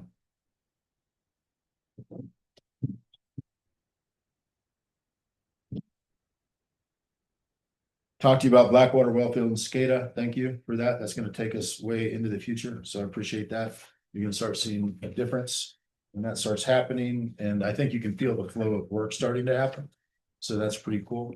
We have several key positions open in the city. We've got some in planning and zoning, some in public works. So if you know people looking for those types of things or expertise in there, help you. Blackwater Draw partnerships and invitations. Blackwater Draw Museum has a Hands-on History Day on April 18th. They've invited us to go there, so I encourage you to do that. They've also offered a separate invitation for a city level educational tour for directors, counselors and mayor, to go there. We'll work on that if it looks like something that we want to do going forward. But I think that's extremely important to understand Blackwater Draw, the history of Blackwater Draw. I think I brought it up to some people once upon a time. I think there was an effort to kind of integrate the city more with Blackwater Draw concepts. For those of you going through Muleshoe, there's a faded billboard with a Blackwater Draw sign, etc. Portales there. So, you know, being new to the area, I think it's important for me to learn, but it's also probably important for people to touch base on that from time to time and remember how close we are to one of the more significant archaeological finds in North America, the history of North America. ENMU collaboration. We're doing a lot of effort with ENMU at the administrative level. Mr. Todd Decay, I'm working with him. We need, I get several agencies from within ENMU that want to do things with city property and all that kind of stuff, and we just can't do it unless we're protected. Individually by agency, they often want to do something, but they need a hold harmless agreement so that the city's not held liable if something happens with a student or faculty member. So I'm working with Todd to get a blanket document that's a hold harmless document. So if a student or faculty member needs to do something with the city, we don't have to stop and do a legal document each time. That's becoming problematic. So we're working on that. Many of you know there was an aquatics town hall held last week, and that went fairly well. Gave us some ideas and thoughts as we move forward to talk about things like aquatics and pool and stuff like that. But one of the things with the pool meeting that I, in retrospect, I wish I asked. For those of you who were there, I recognize some of you who have been there. But one of the things we never really brought up, especially when the fact was at the pool town hall, nobody said no. There was nobody, maybe one said no. But it wasn't a no. But the question we didn't ask is, on all things considered, roads, water, trash, where's the pool? It's okay, but we gotta know. And we go to these town halls, and that was a learning point for me. When we go to the town halls, we all want a pool. People, I mean, it seemed to be everybody wants a pool, but we didn't really talk about kind of like the eye doctor test, right? It's not really Scott, it's not bad. And the eye doctor, for those of you who have been, eye doctor is better, worse. Sometimes we have to go pool roads, right? And pool trash, pool water, you know, that sounds weird because water is not pool. But everybody agreed that they kind of wanted one or something like that, but we didn't kind of rank order, you know. And and I think that comes with a certain amount of honesty. So there's a learning point for me going forward, town halls and things like that. We know we want it, but how bad do we want it? Where does it rank in our priorities on that kind of thing? So just for what it's worth. Coffee with the city manager, that's kind of more of a me thing, but that was pretty good. It happened a few days ago over at Do Drop In. About 20 people there, lots of good information, came out, good flow, very friendly, very, I wouldn't call it fun, but I wouldn't call it bad. It was just, it's kind of business, but lighthearted. But one of I'm not gonna use Nexus again. One of the things that came out of it was of those 20 people that do drop, not the do drop specifically, but 15 or more had a clear connection to ENMU. Clear connection. So it really solidified in my mind that when we go forward anywhere, we have to consider our partners, the county and ENMU, because it's the tying is just there. We have to do more of that. We have to be more steadfast in doing that. So that's the city manager report. Thank you. I've been bored running my lips all night, and I apologize. Comments, you're not allowed to ask me questions, so I'm going to vacate now. Thank you. I'll be followed by City clerk. City clerk. Thank you, Scott. Thank you.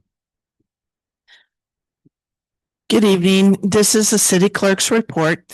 There's not a whole lot going on, except we are getting closer to hiring a staff member. And in our clerk's department, we are we're budgeted for 3. So we've refined the applications that we've received, which we received about 60, and that's great. It's a a bit of a burden and a strain to have to go through those, but compared to like getting 3 in the past for other options, other jobs, getting 60 was monumental. So we're glad for that, and we look forward to getting that fulfilled. Unfortunately, in our Pats department, because I'm also department head over there, we are down to 1 driver, as I mentioned earlier. However, a good thing with Pats, we hope it sees an upturn and an improvement, because we were lowered, and this is all kind of a ranking thing and a budgeting thing with NMDOT. It's a grant funded department. So it functions based upon what NMDOT allows us to function and the money they give to us. They actually took away a lot of our funding this past year, and they lowered us to a 5310 ranking, but we fought that and we were successful, and we've gotten boosted back up to 5311, which allows us to have operating funds and a larger amount of funding. So we're looking forward to that, and we also have some administrative money, which will allow us to hopefully hire a coordinator and another driver or 2. And we really hope that we can improve that. We know there's a need. We're never unaware that there's a need. It's just fighting the funding battle with it being a grant.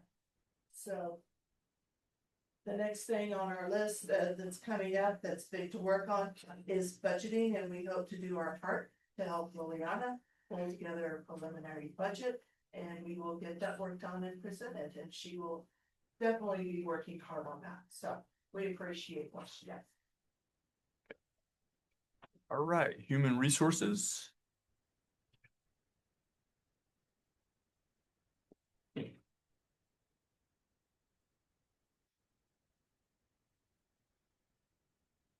don't have a whole bunch on that one. Oh. Yeah. No, I haven't. Okay, so sorry to report, human resources isn't feeling very well. And not gonna be here for a couple of days. No, true story. So yeah, we wish her speed recovery on that deal. So we're ongoing with evaluations and appraisals for city staff, and keeping on top of those as well. I did put out a couple financial related fact finding things for the human resources department. We'll go into those a little bit later, but she's got herself still 1 employee that is not this hiring action is out there on the street, and when she's healthy, she's reviewing those and looking forward to hiring. So subject to questions. Okay. Library. We are fully staffed.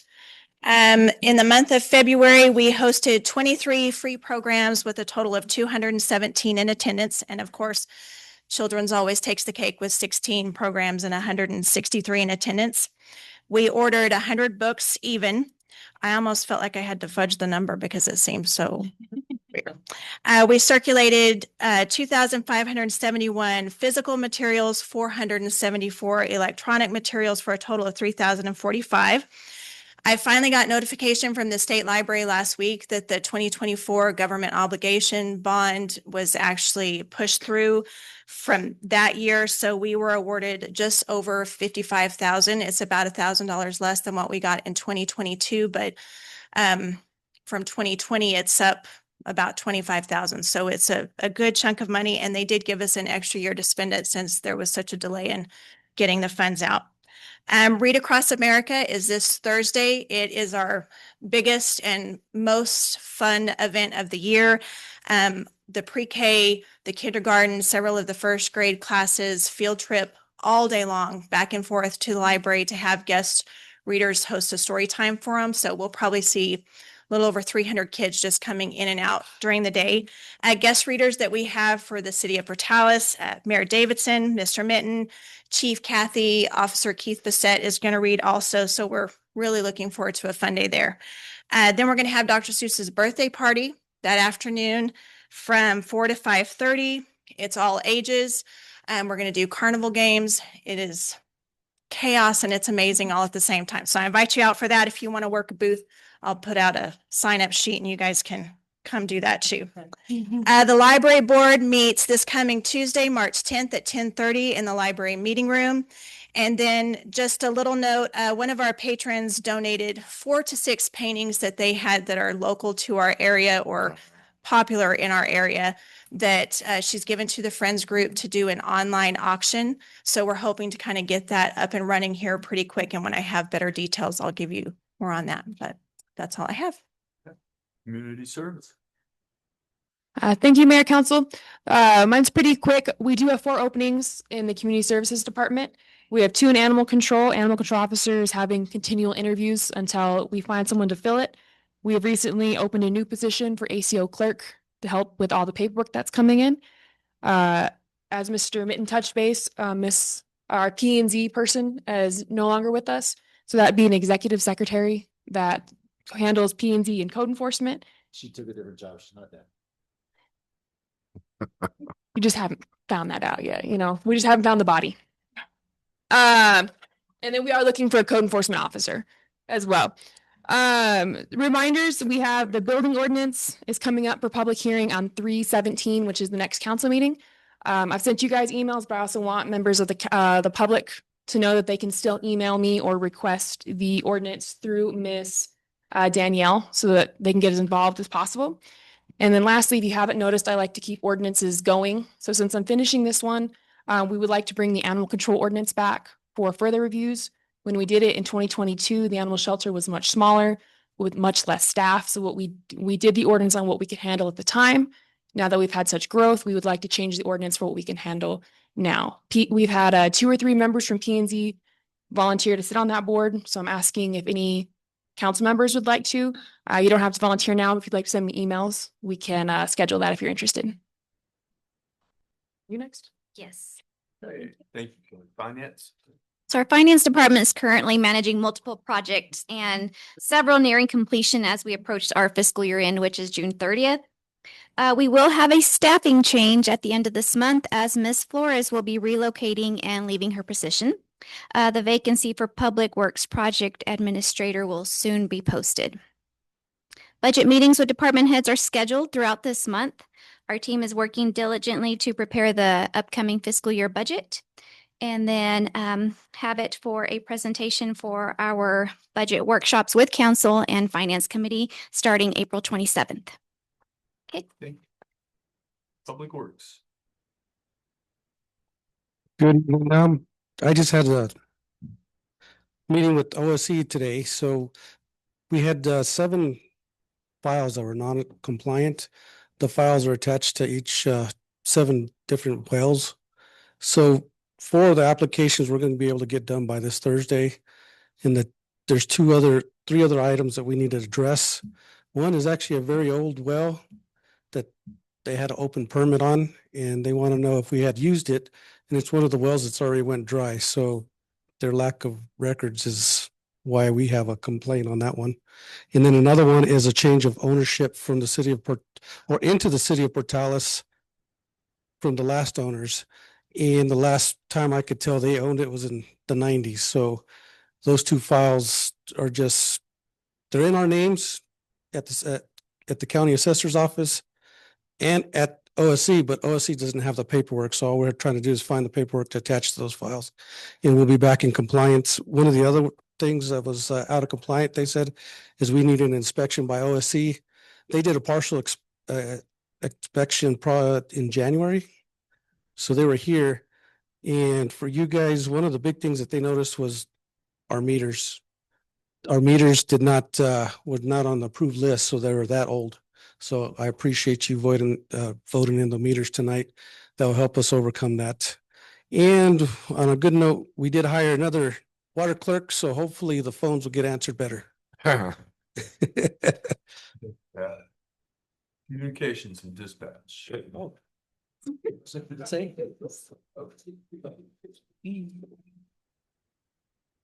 evening.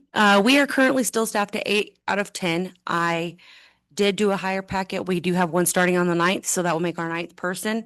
And I did conduct interviews last Friday and this Monday. We have selected a candidate, so then that will be our 10th person and we will be fully staffed after she onboards. For training, we have several employees this week in doing defensive driving. I have one of my senior dispatchers going to certified training officer class next week in Albuquerque so that she can help train our new employees. I have one employee that will be going to the academy at the end of April. And then our numbers for the month of February, we processed 1,486 calls for service, and we answered 2,365 calls into our center. And that's all I have. Chief Williams. Good evening, everyone. Just real briefly, I'll touch on the youth sports. We wrapped up the youth basketball. TJ's already got some soccer registrations going. He's working on the plans for football for this fall. And he's also going to be assisting Jody with the Gus Mecker this summer. So he's going to be busy. The police department side, we've got Officer Burrell, who's still in the academy doing well. I've got his midpoint meeting on the 25th, I believe it is. So he's almost halfway done, which is great for us. We've gotten our 2 officers on since the last meeting.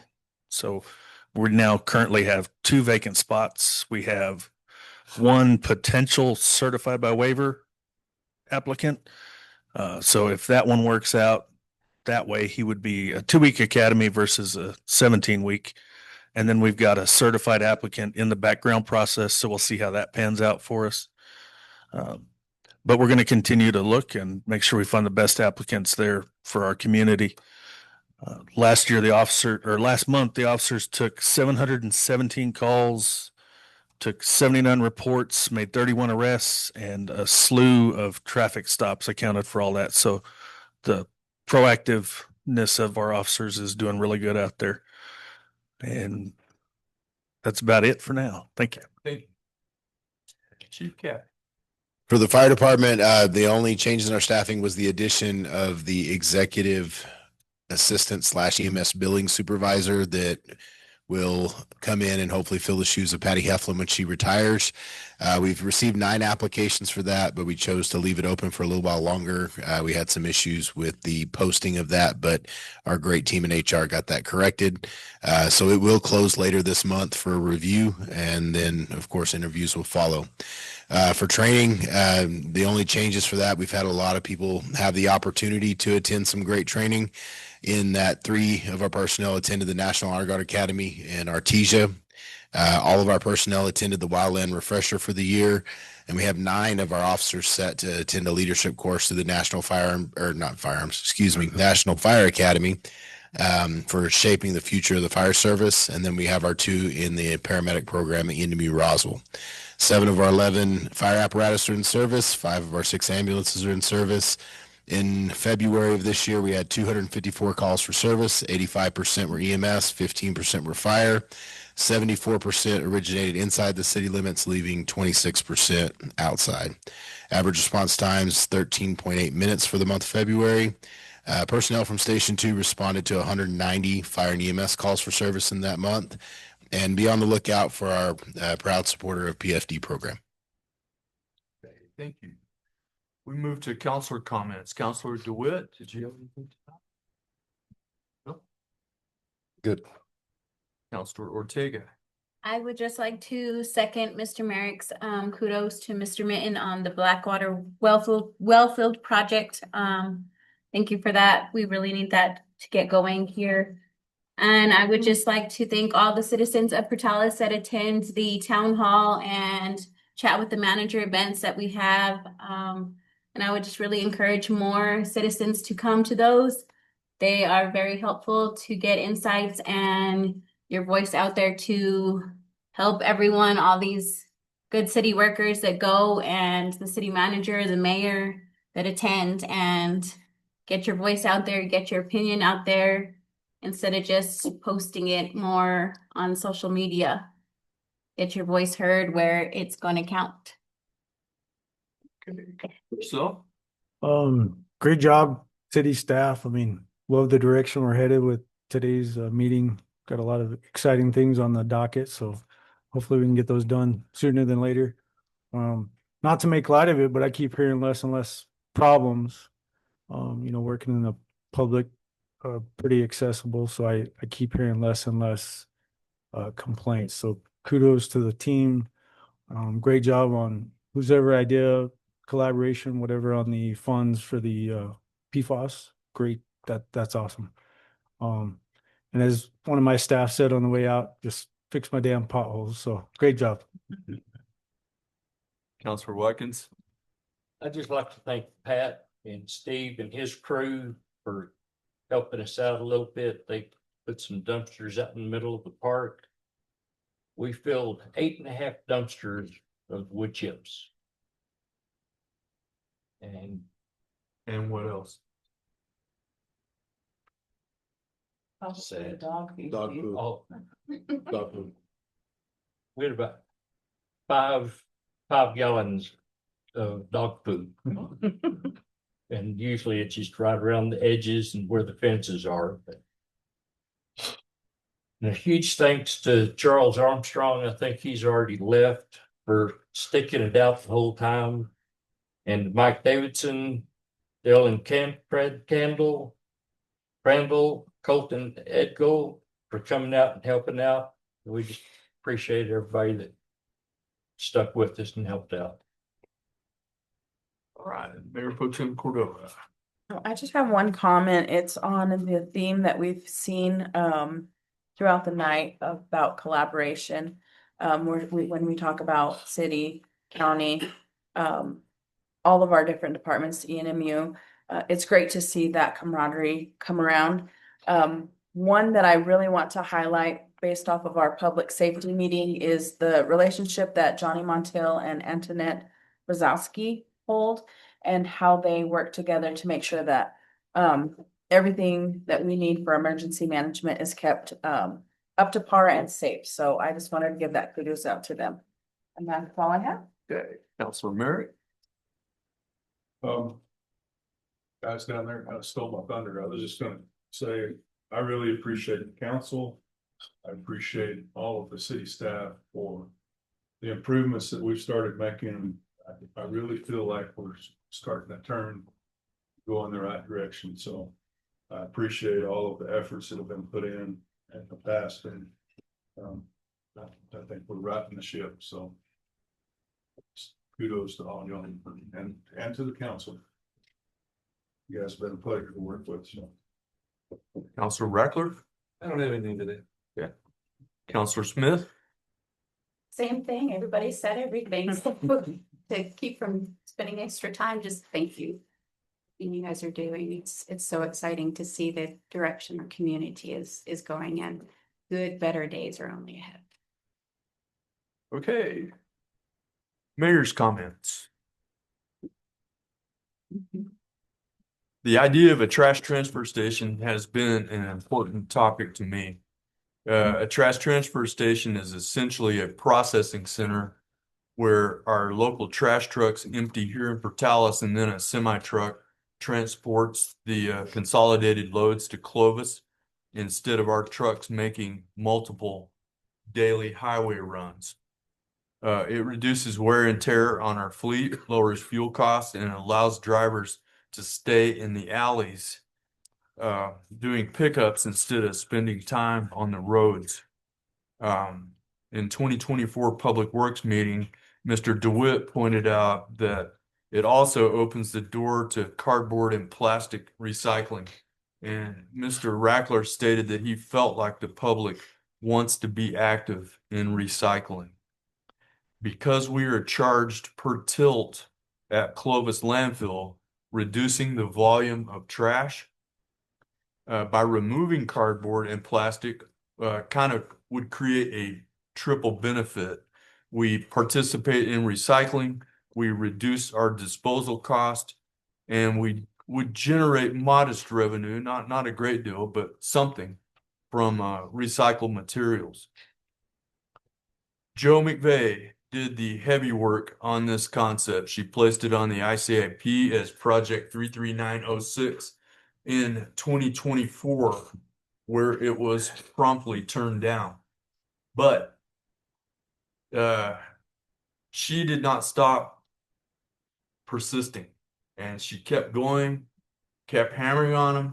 And last week we were notified that the city of Portales was officially awarded 1.2 million in federal community project funding for this trash transfer station through the office of Congresswoman Teresa Leger Fernandez. The funding has been signed into law, meaning the award is confirmed. There is still work ahead as we navigate the federal requirements, but this represents a major milestone for our community. So thank you so much.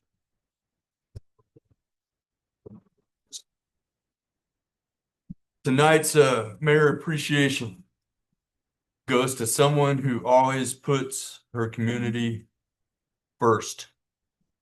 Being on her speed dial list can be a dangerous place to be, because if your phone rings and it's her, chances are you're about to be voluntold what you're doing, when you're doing it, and where you need to be. And the truth is, it probably won't be a one-time event. Don't even think about blocking her, or she'll show up at your door. Quaileen Parkey, come on down here. This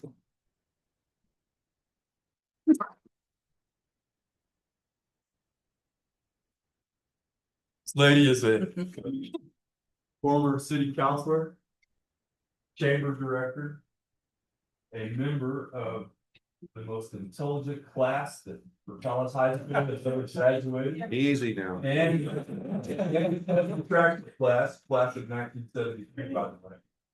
I wanted to and thank you so much for everything that you do for Portales. We are a better community because of you. Now I know why you told me this. I told you. Don't leave. Now I feel bad about writing your phone number and all those bathrooms.